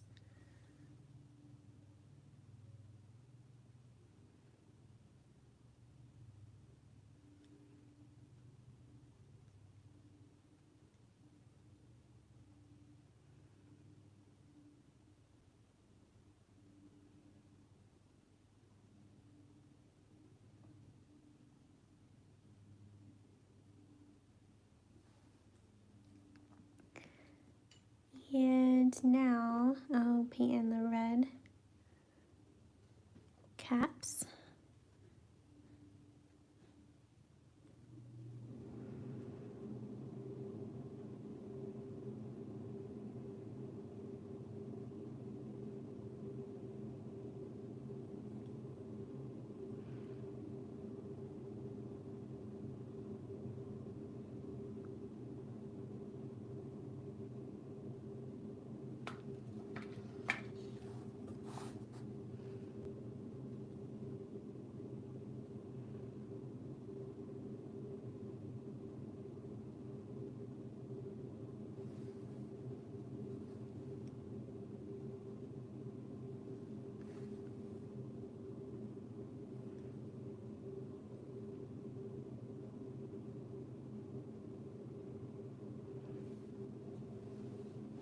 I'm leaving like a tiny little sliver of white in between these two. Oops, I think I accidentally painted red right here where it's underneath that mushroom. It's okay.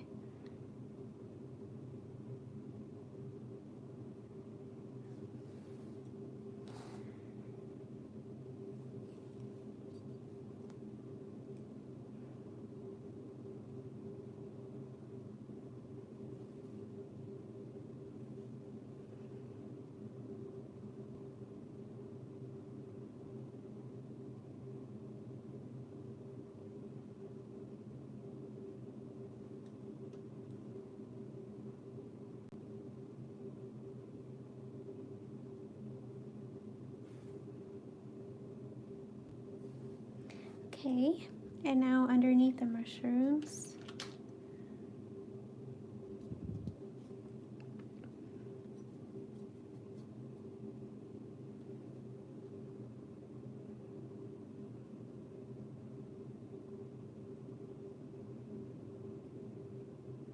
this one, the cap isn't like outward too much, so I don't think there's an inner part of to that one.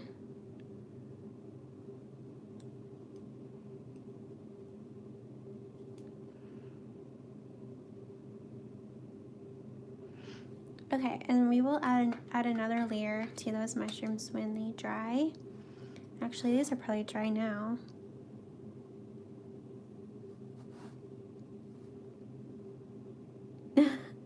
Ashton says, have you ever thought about doing a 30-day mushroom challenge? I have. I actually have. That's like a really good idea.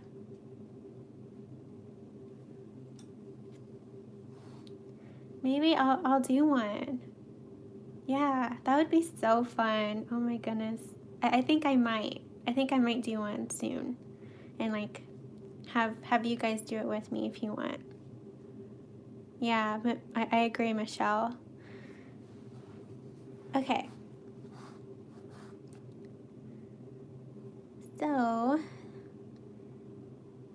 I'm trying to think if I want to add another red color, like one that's more red and less orange, if that makes sense.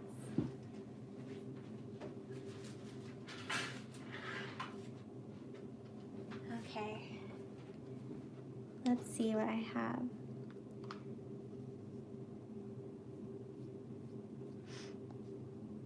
Maybe I'll use this red here. This is, okay, I'm not sure what it is.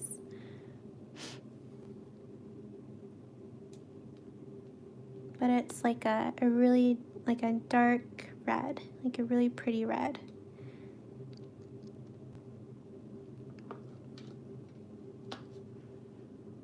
And I'm just gonna paint it here. I'm gonna kind of leave the center lighter because I want there to be like a highlighter or something. I don't know.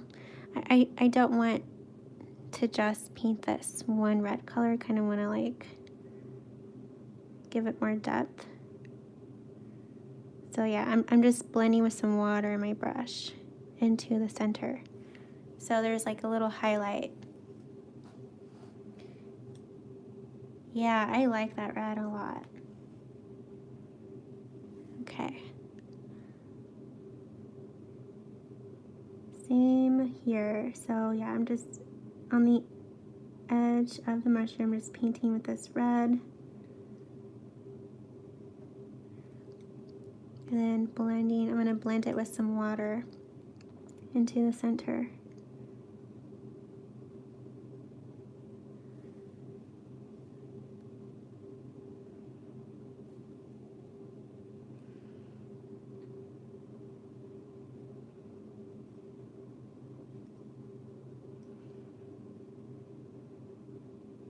Okay, I need more water. I can't really paint well. Okay.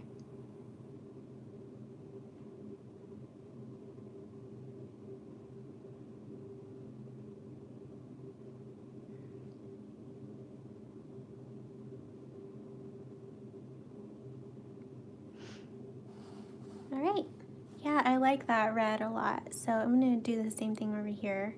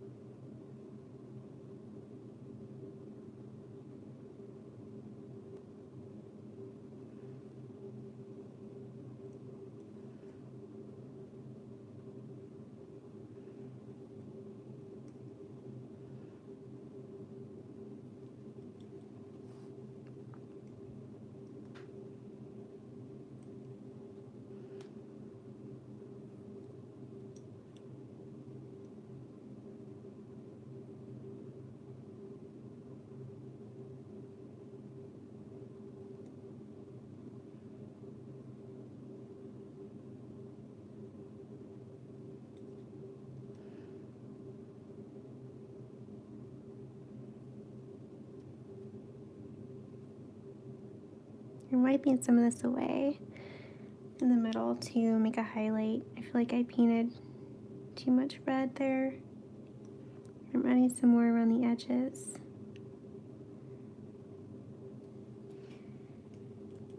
Okay. Hannah says maybe do a 30-day woodland plants, mushrooms, ferns, Indian pipe flowers, Jack in the pulpit, trillium. Ooh. Yes, Hannah, that sounds amazing. That honestly sounds amazing. Oh my goodness. I have to write this down or else I'll forget. Okay, I'm writing it down. A 30-day woodland plant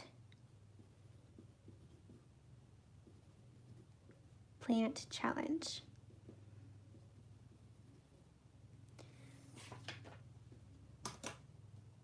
Okay, so now I'm going to add some shadow underneath the caps.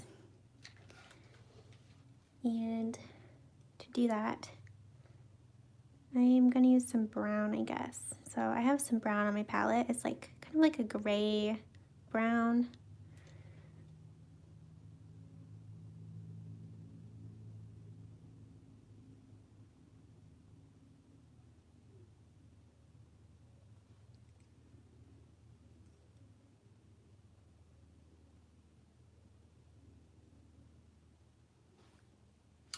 There.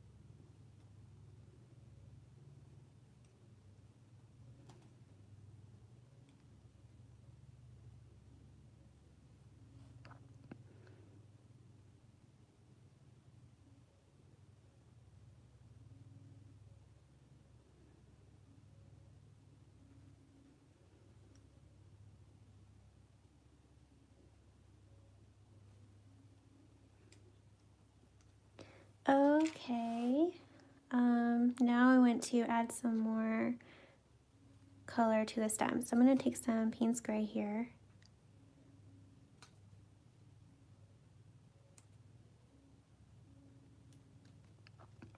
Add this at the very top. And then to like on one side, like this, okay? And then I'm cleaning my brush and blending. Oops. Oh no, I think there's like gouache, black gouache on my paper towel, and I accidentally like put my brush in it and it reactivated. Okay.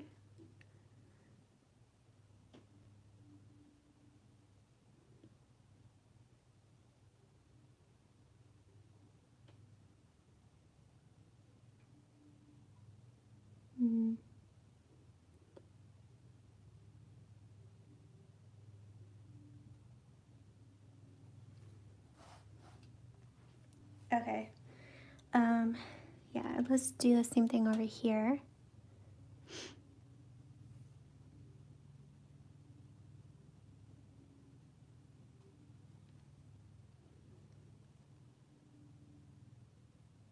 Yeah, I guess I'm not too worried. These are supposed to be like super simple, so I'm not trying to like make them detailed or anything.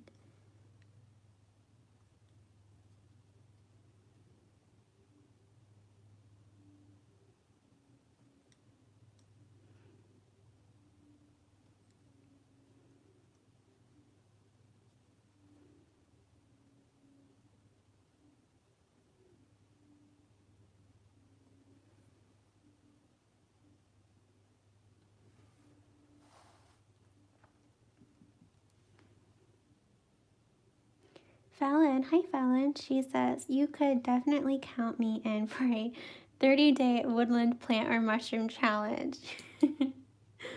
Yeah, I am thinking I will be doing it. I think I will. I don't know what one. They both sound amazing. But maybe like in September. That would be so fun. Oh my goodness. Ashton agrees. And so does Michelle. And Minu, is that how I say your name? Minu? Okay, you guys have me convinced. All right, so now we are going to paint in, let's paint in the leaves. So we'll just do the first layer, like one layer first, and then we'll do another layer. And for the leaf color, I will be using Serpentine Green, which is here. This is Serpentine Green from Daniel Smith. It is my favorite green ever. I discovered it because Allison Evans sent me it, and I love it. Thank you, Allison. It's so pretty. It's like my favorite green. It's my go-to green now. So I'm adding a good amount of water to this. And yeah, so let's get painting. Sarah says, great idea. I agree, Sarah. Fallon says, yeah, that would be a perfect challenge for the fall season. I agree, yes. That's kind of why I was thinking, oh, September. Or I guess October could work too. Hannah says, you have my permission to get a new paper towel.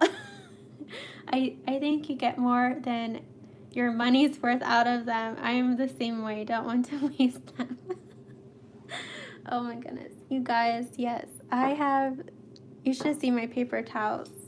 Here's one. Okay, hold on. Yeah, I like reuse my paper towels. See? Then I even have more here. Yeah, I try not to be wasteful. I try my best to use as much as I can, get as much as I can out of them. Okay.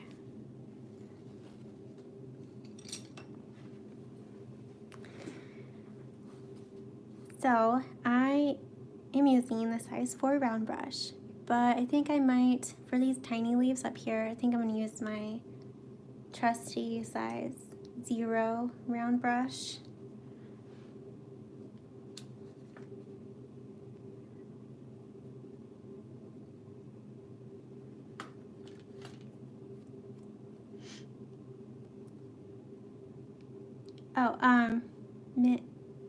It's like mini. So mini. Minnie says it's like mini with the Mickey.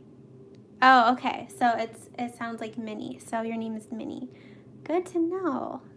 Joyce says he's coming out beautiful. Love the little mushrooms. Thank you so much, Joyce. Okay.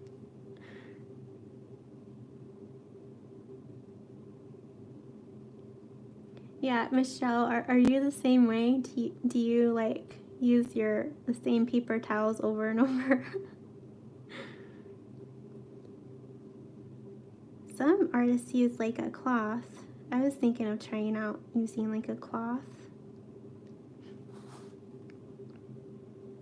Ooh, this green is going to be beautiful with the mushrooms.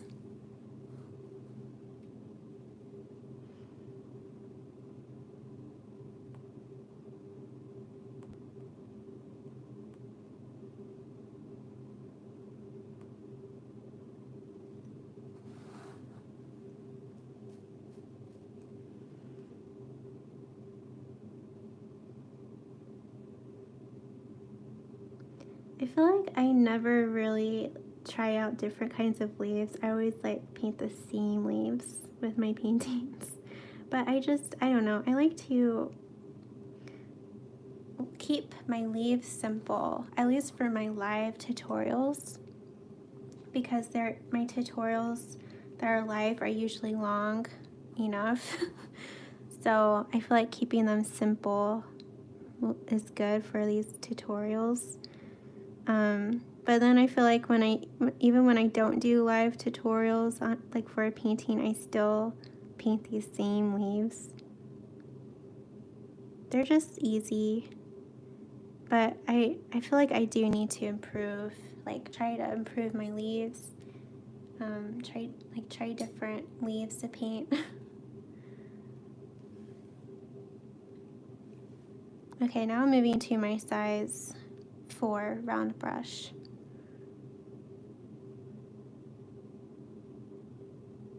I feel like I need to get new brushes soon because my brushes just don't seem as pointy anymore at the tip as when they were when I first got them. I mean, I've been using them for like 1.5 years now. And I paint pretty, I paint a lot, so yeah, it might be time. So, I was thinking maybe if I do buy brushes soon, of getting ones from Princeton because that's what these are, and I don't know. They just seem like really good quality, but like a different kind. So if you guys have any suggestions for brushes, let me know.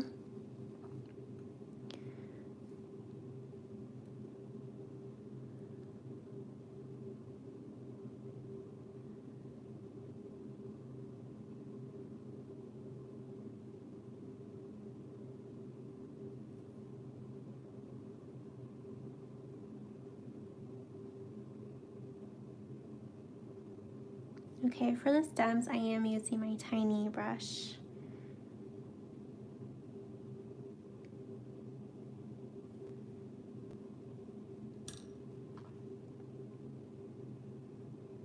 Hannah says, I was hoping you'd show your towels. They look just like mine.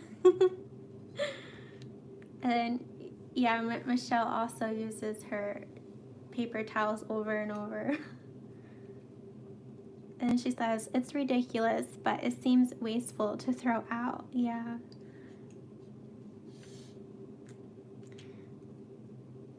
Hi, Yvonne, is that how I say your name? Yvonne.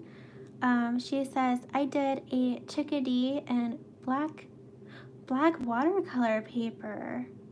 Wow, that sounds cool. And she says, turned out very cute. That one is beautiful. Thank you. You know, I have never tried black watercolor paper. Have you guys? I've never used it.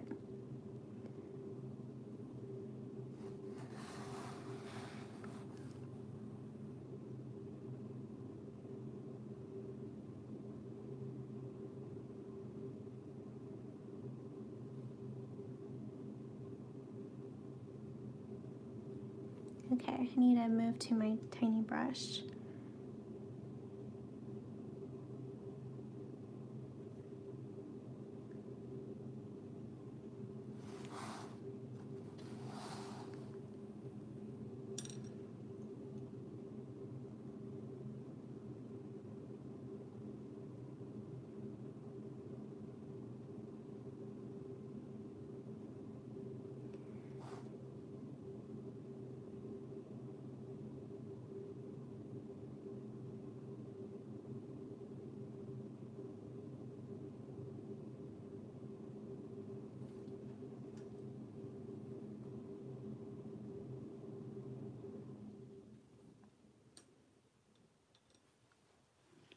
Ashton says, I really like my silver black velvet brushes. I normally use them for just watercolors and not gouache. Okay. So yeah, I use my brushes, my watercolor brushes for gouache. Maybe I shouldn't do that. Is that like bad? Yeah, I'll check those out, Ashton. Thank you. Hannah says, I used to use scraps of old fabric and I'd wash them and then I'd occasionally get bits of tiny lint on my brushes. Oh, okay. Okay, so yeah, maybe using a cloth isn't like a good idea.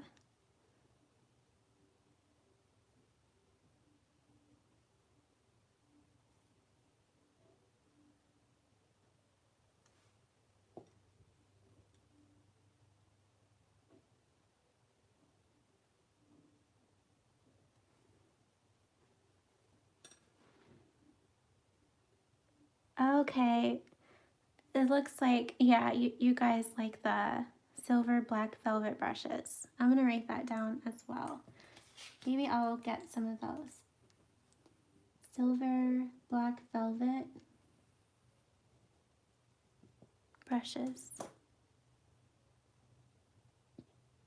Michelle says, my mentor recommended Creative Mark watercolor brushes. They are synthetic squirrel. I can't remember, but they hold water well and lay in color equally well. Okay, thank you, Michelle. Yeah, please do DM me a photo. Okay, cool.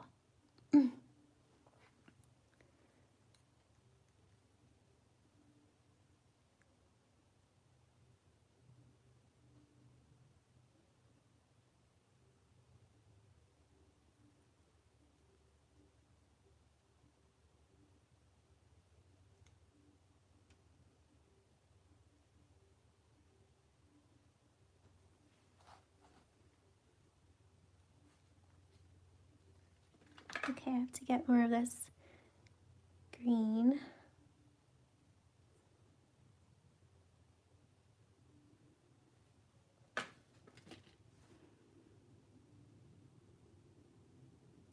Yeah, so as you can see, I am leaving like a little sliver of white. I do this a lot with my art, just to help define these leaves more, I guess.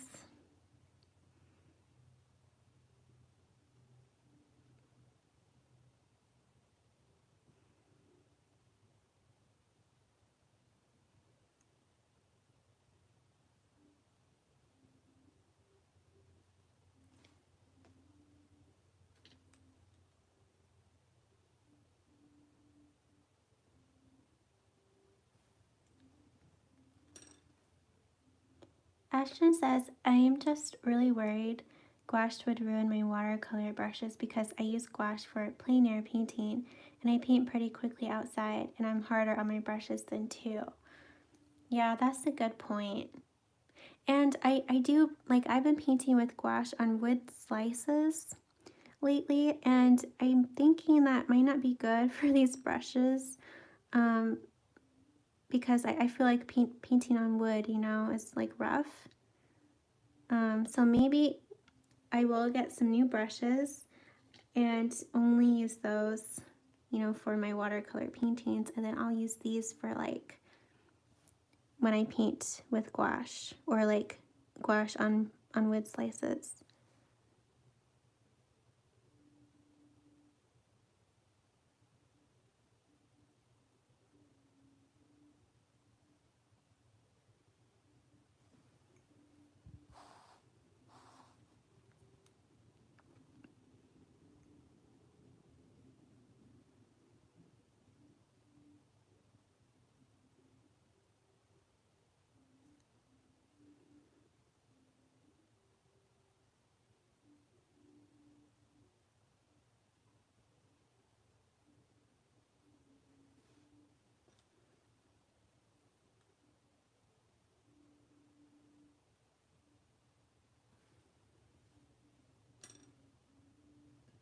Actually, I don't really like that. I'm just gonna paint over that.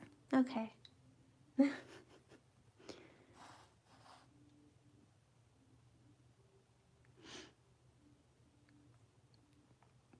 Hi, Ruth. Ruth says, I enjoy using the Mimic Kolinsky brushes by Creative Mark.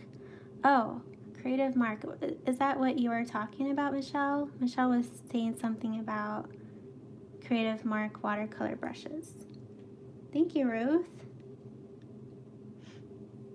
Hannah says, if you have any more of the fabric that you made your tea towels with or an old tea towel, they do work well for dabbing brushes. When I use them, I wash them alone to avoid the tint. Okay, I do have a lot of fabric left. That's a good idea. I'll have to try that.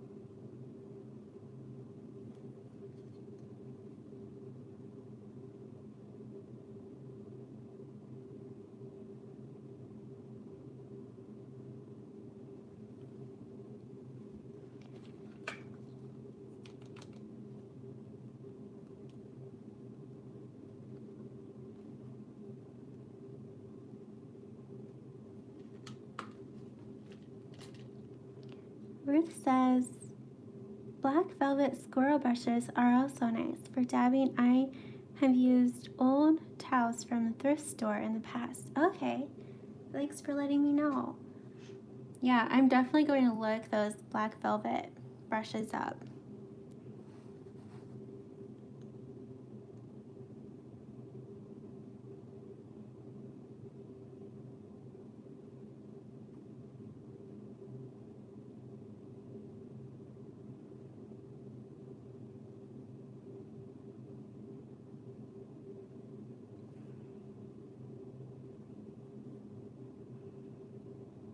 Okay, I think I need to move to my tinier brush.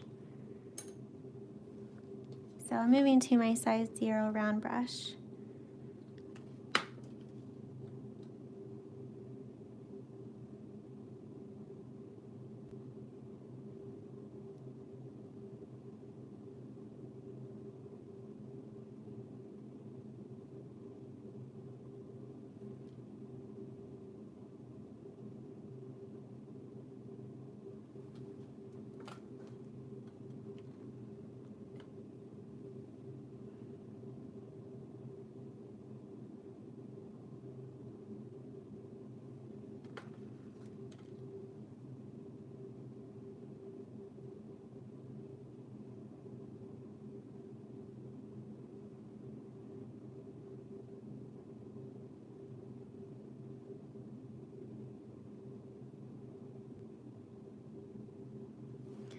One more leaf.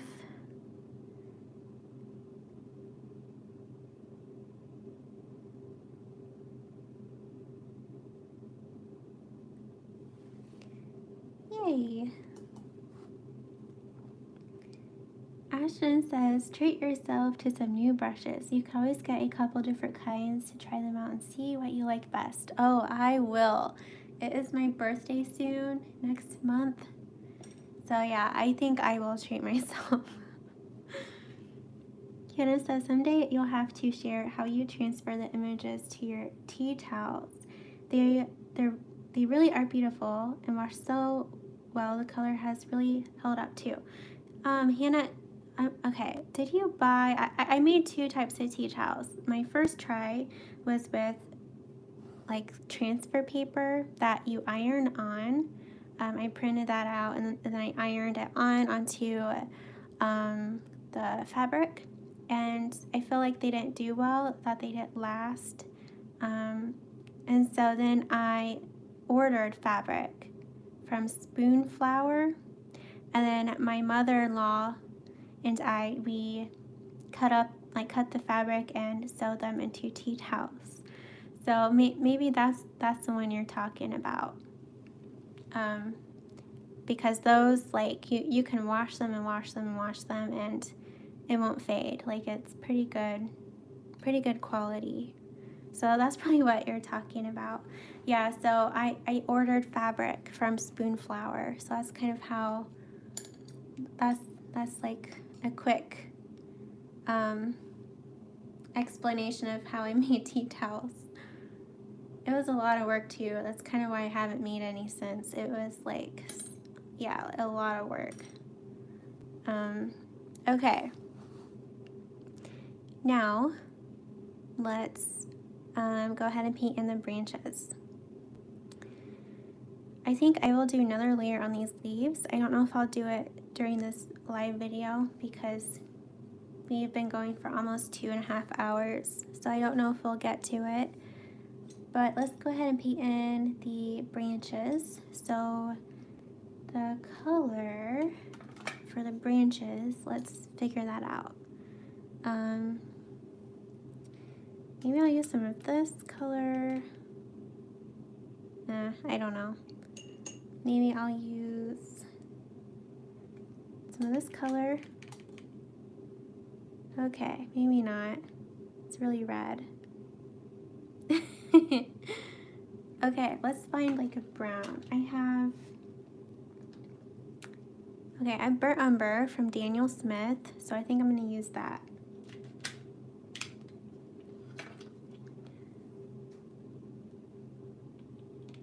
So this is Burnt Umber from Daniel Smith.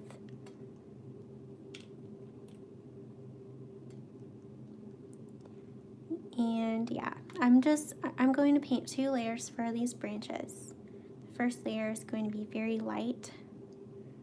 So I'm going to use like a lot of water.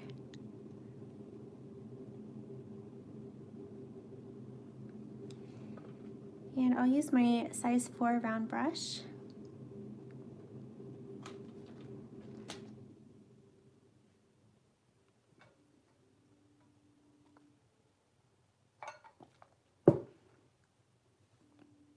Ruth said, that one is beautiful. That is one beautiful painting. The green color is so nice. What color is that again? Thank you, Ruth. It is the green color is serpentine green, which is right here. It's called Serpentine Green from Daniel Smith, and I did link it below in the description. Yeah, I love that green. It's like my favorite green to paint with now. Hannah says, yes, you told me and you told me you and your mother-in-law made them. I'm definitely going to have to look into that. Spoonflower, yes, you should. Spoonflower, I think it's .com. It is kind of expensive, but it's pretty cool to see your art in fabric. Like, it's pretty cool. It's a really cool feeling. And I at least, like, when I ordered, like last year, at least then you could order just like a square of fabric, like a little square.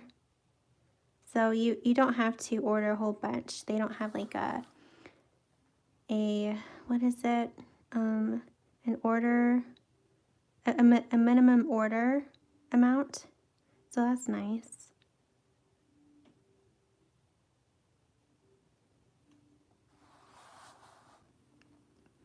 Okay, I need my tiny brush for up here.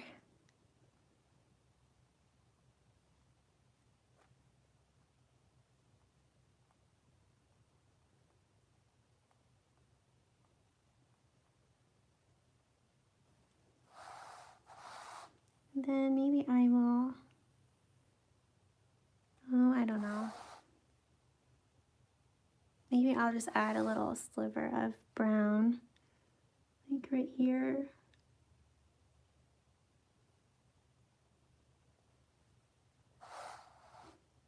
So that it looks like it doesn't just end right there. It kind of looks weird.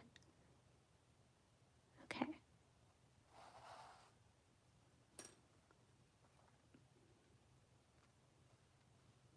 Ruth says, oh, it's a dream. I was a sap green kind of gal, but that may change. I was too, Ruth.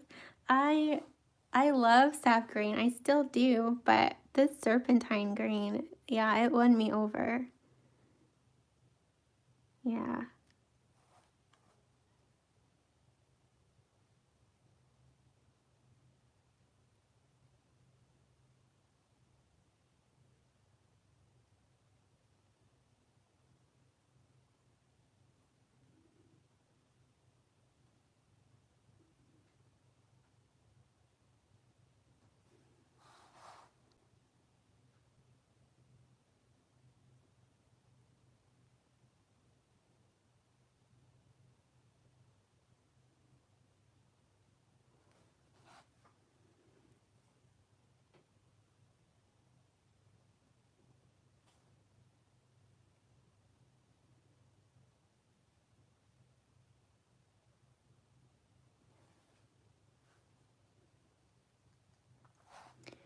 Yeah, so this first layer on these branches, it's light, and then we'll go back in and add some shadow to it. And I am painting over the stems of the leaves. I don't feel like painting around them.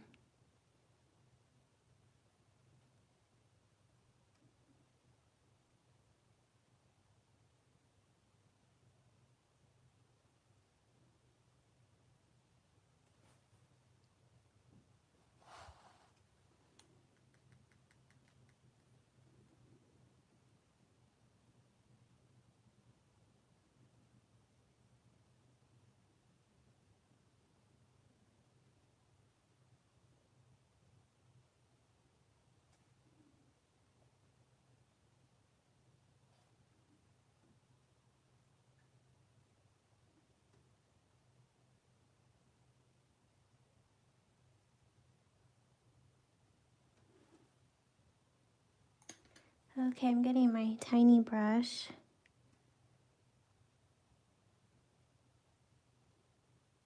Okay.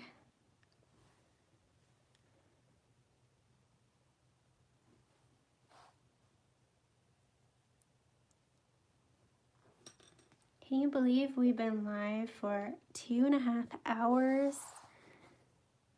Crazy.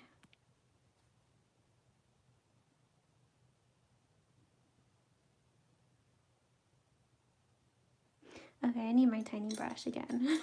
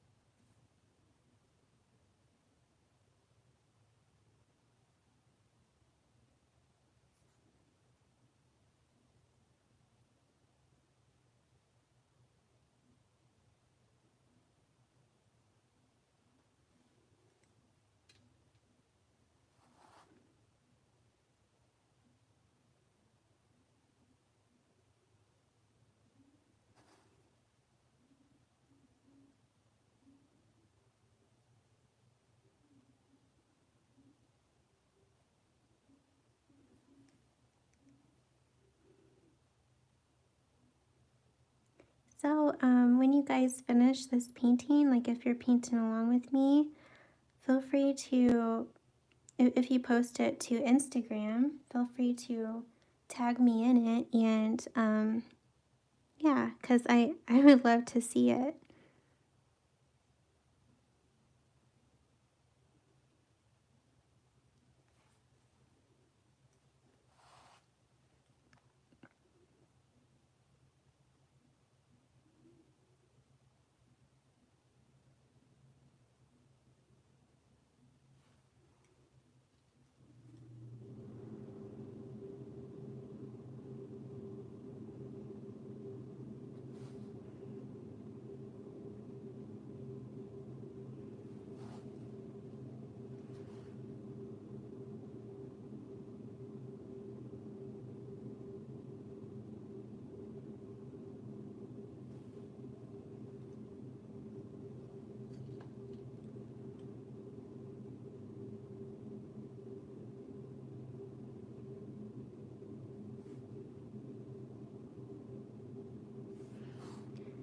Okay.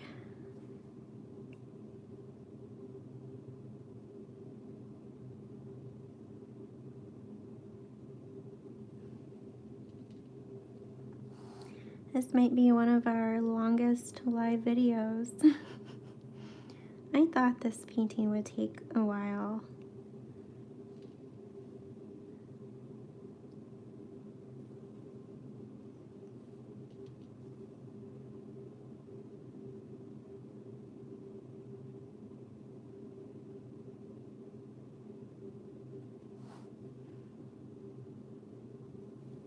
Okay, I need some more burnt umber.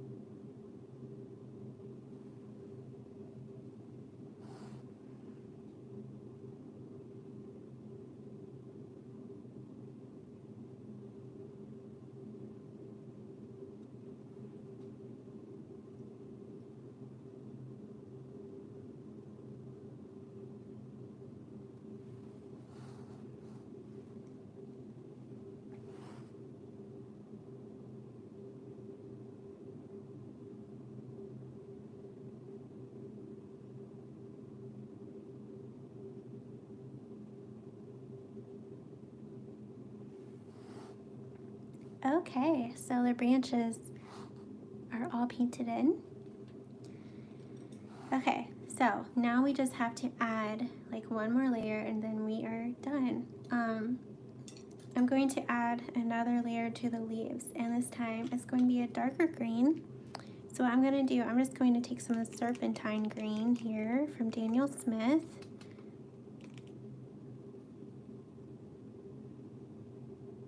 And I'm just going to use less water this time. And yeah, if later, like after this life, if I feel like I want to darken up them even more, I'll just add another layer to them. But for now, yeah, we'll just add this layer. So yeah, I'm just gonna paint some here and then like here.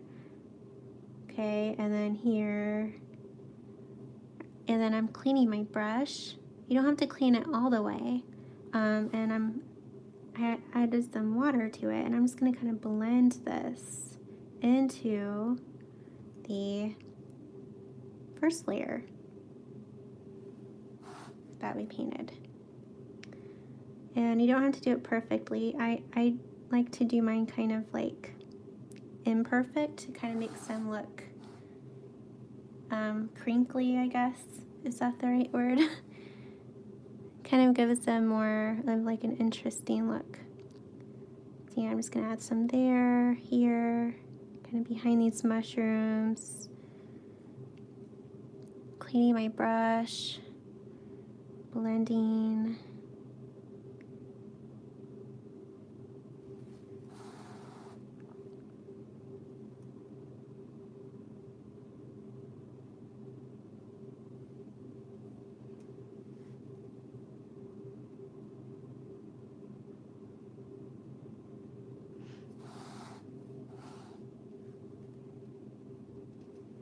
And then some like behind him, and then here.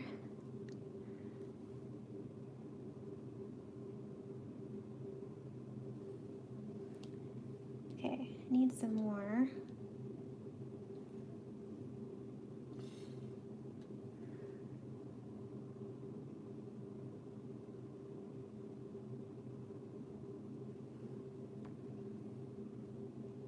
Okay.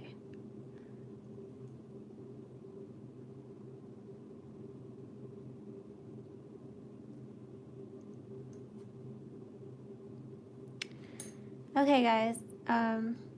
Oh wait, okay. I thought I had to answer the door. There's like a package here. But it looks like I don't have to. They just left it. Okay.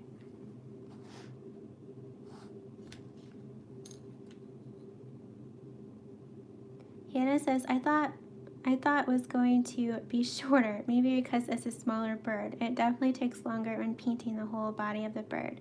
Your feather detail is perfect on him. Thank you. Yeah, I hope you guys don't mind live, like these long live videos.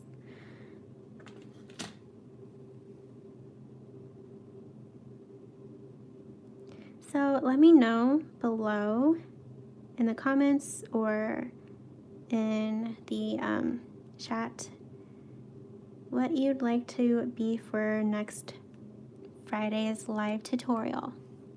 Do you guys want like a easy tutorial that's easier, that's more like beginner friendly and probably not as long?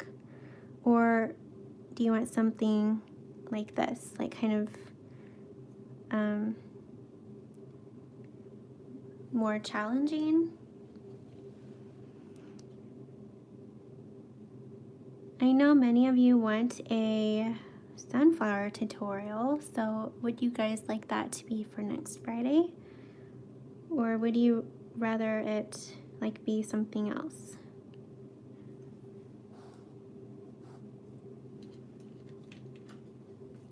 Let me know, because yeah, I do these tutorials for you, so I'll paint anything you want as long as it's nature related, because that's kind of my focus.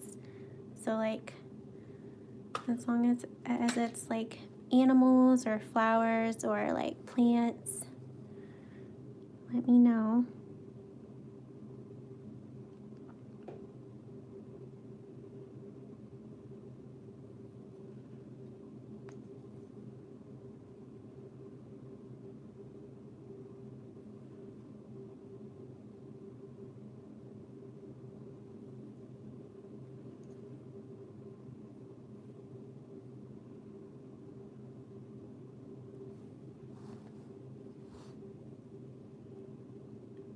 Hannah says maybe that moth that we were talking about on Instagram. Oh my gosh, that's a good idea, Fallon.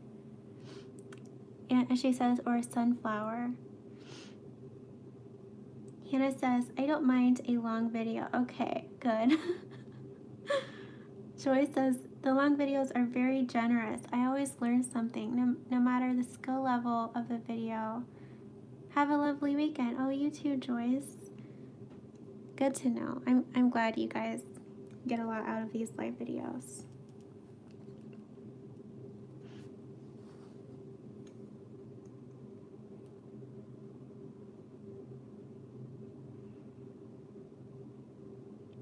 Yeah, these live videos are a lot like my paid classes because I'm like painting live and I show you everything.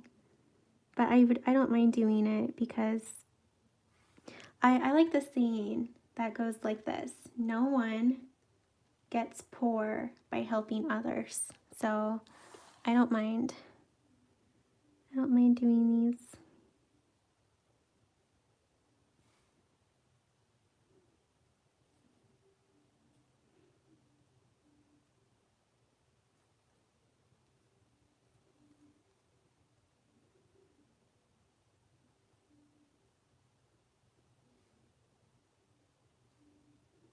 All right, we're almost done. I'm gonna move to change to my tiny brush, my tiny size 0 round brush.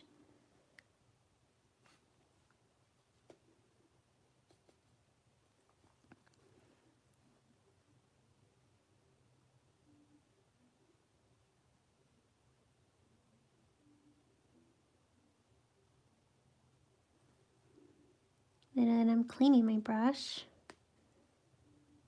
and blending with some water.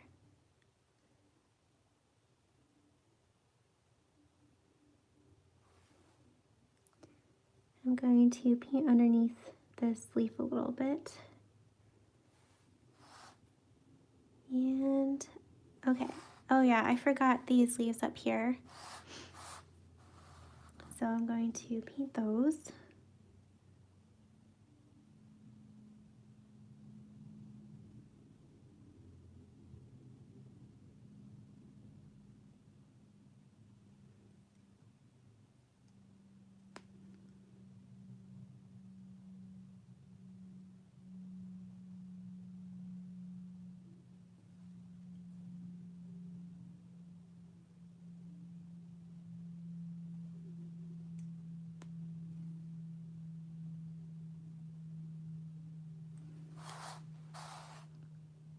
Okay, so the leaves are done.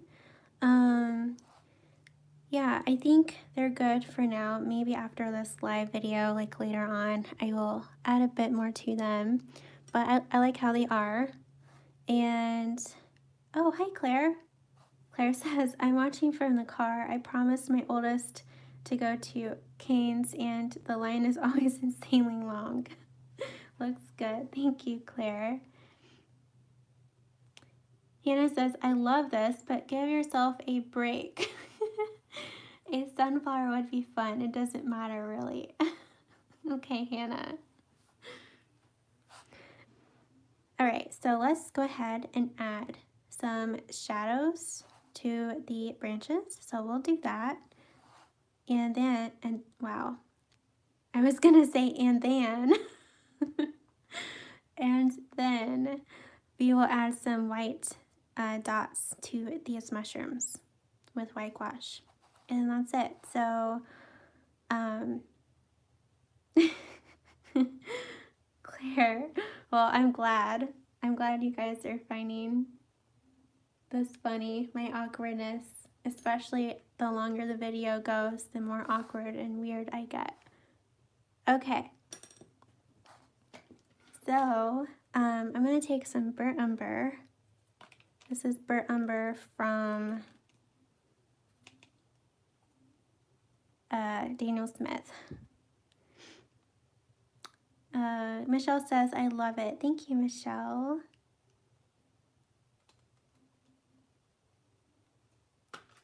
So yeah, basically where the branch overlaps the other branch, that's where we want to add shadow, and probably underneath the leaves.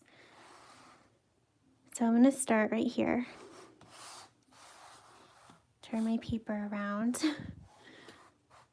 Okay, I'm going to start here. So yeah, I'm going to do what I always do. I paint it first like this, and then I'm going to take another brush. I have a brush here, size 8, round brush with some water, and I'm just going to blend this.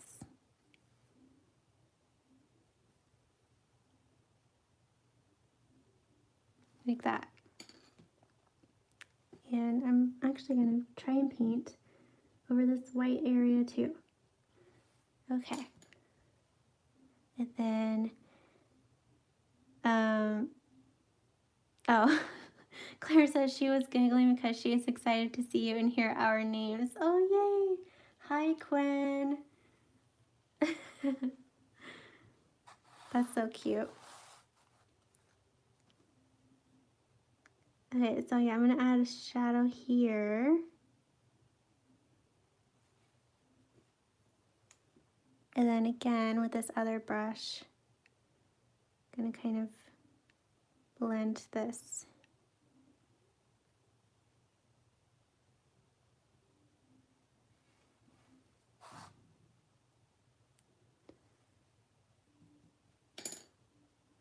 And then here,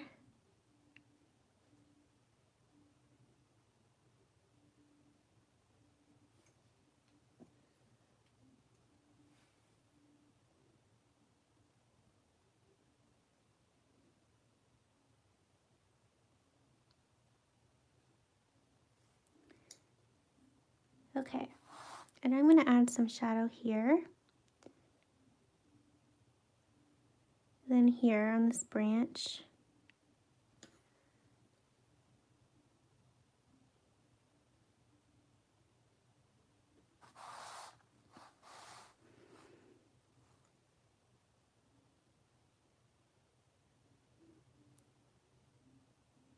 Just to give this branch more depth. I feel like it was looking a little flat. Then I will add some shadow here.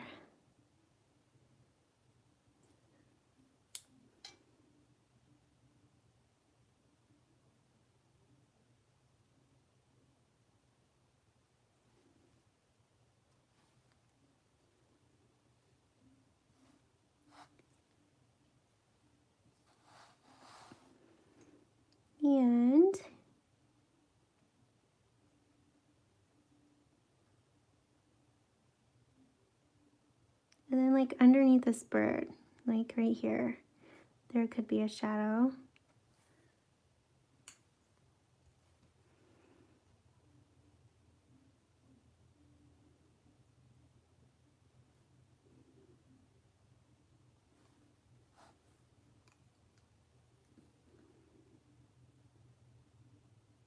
Then underneath his feet.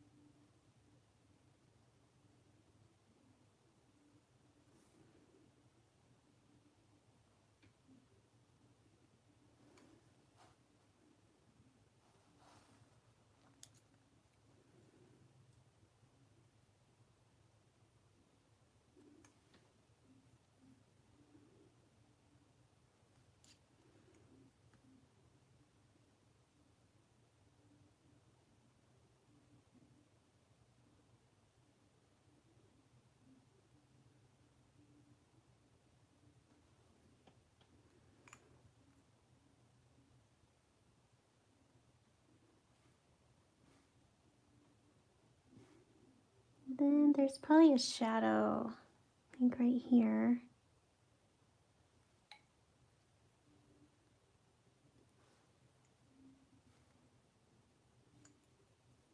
And then up here.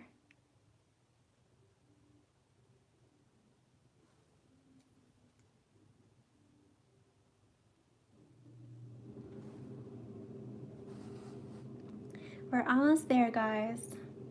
We are almost to the end. We've been live for like almost 3 hours. I can't believe it right now. 3 hours? That's just insane. It feels like it's only been like an hour.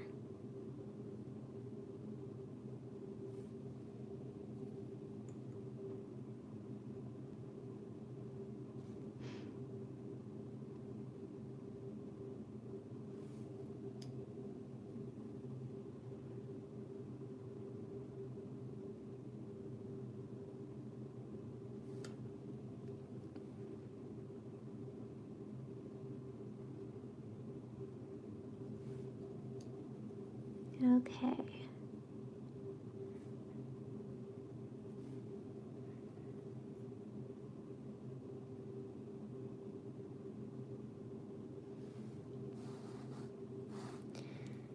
I feel like I need to add some shadow here.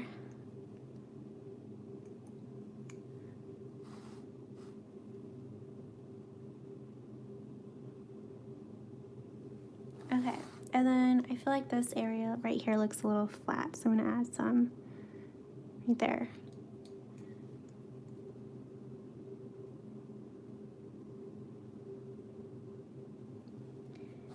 All right, so the final thing we're going to do, oops, sorry guys. The final thing is to add white dots to these mushrooms. So I have my white gouache here. You don't have to do this if you don't have white gouache or you don't want to.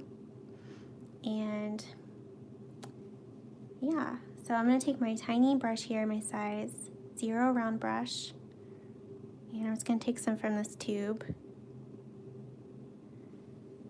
Just add tiny little dots here and there.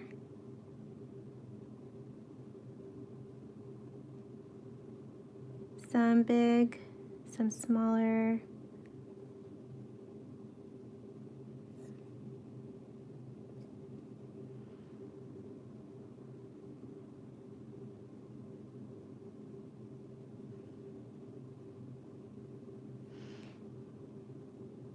I love these mushrooms. These mushrooms are so cute. Oh my goodness. Aren't they so cute?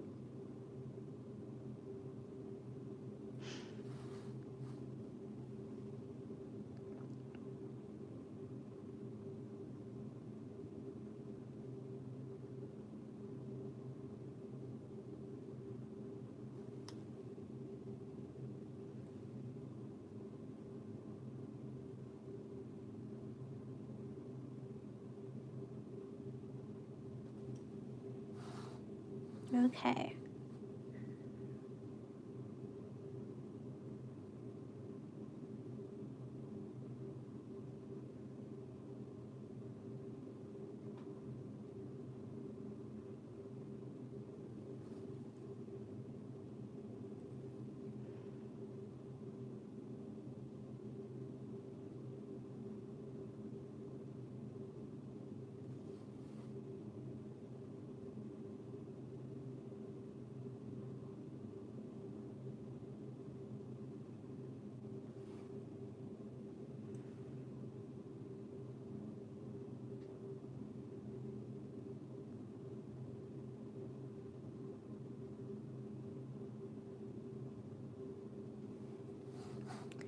There. What do you guys think? I think we're done. Okay.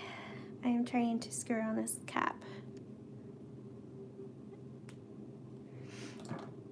Yay! I'm going to grab my phone here, give you a closer look.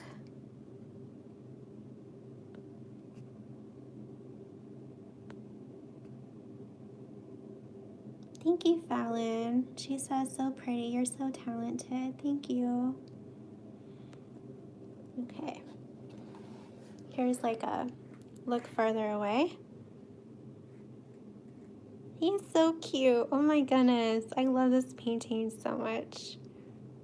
cute.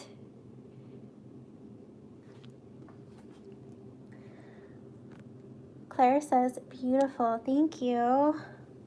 Hannah says, the mushrooms finish it off perfectly. I agree. Ruth says, I think I'll have to rewatch this and maybe follow along. Beautiful. Thank you, Ruth. And Claire says, I need to practice the feathers. The feathers are challenging. I do have to say that. I feel like they're the most challenging part. Yay. Okay. Thank you guys so much for hanging out with me. And if you painted along, thank you for painting with me. Thank you for chatting too with all of us. Yeah, I love it. I love it so much. And yeah, thank you guys. So next Friday we'll be live again, like every Friday, and I will post about the next live video probably in a few days.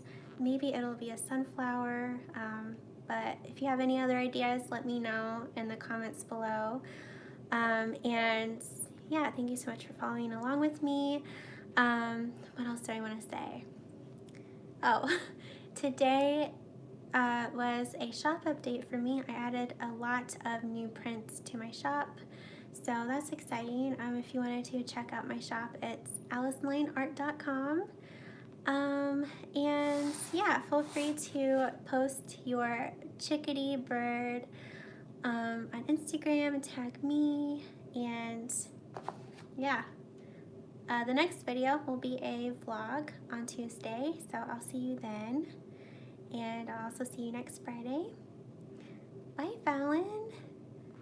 Who else commented? Oh, Claire. Bye, Claire. Bye, Ruth. Bye, Desiree. Who else? Quinn. Bye, Quinn. Fallon. Michelle. Bye, Michelle. I'm trying to think who else was here. We have Hannah. We have Joyce. Ashton, Yvonne, yeah. Okay, bye, Sarah. Yeah, have a lovely weekend. I appreciate you. I hope that, yeah, you'll have an amazing weekend. Bye, Ruth. Bye, everyone. Thank you so much.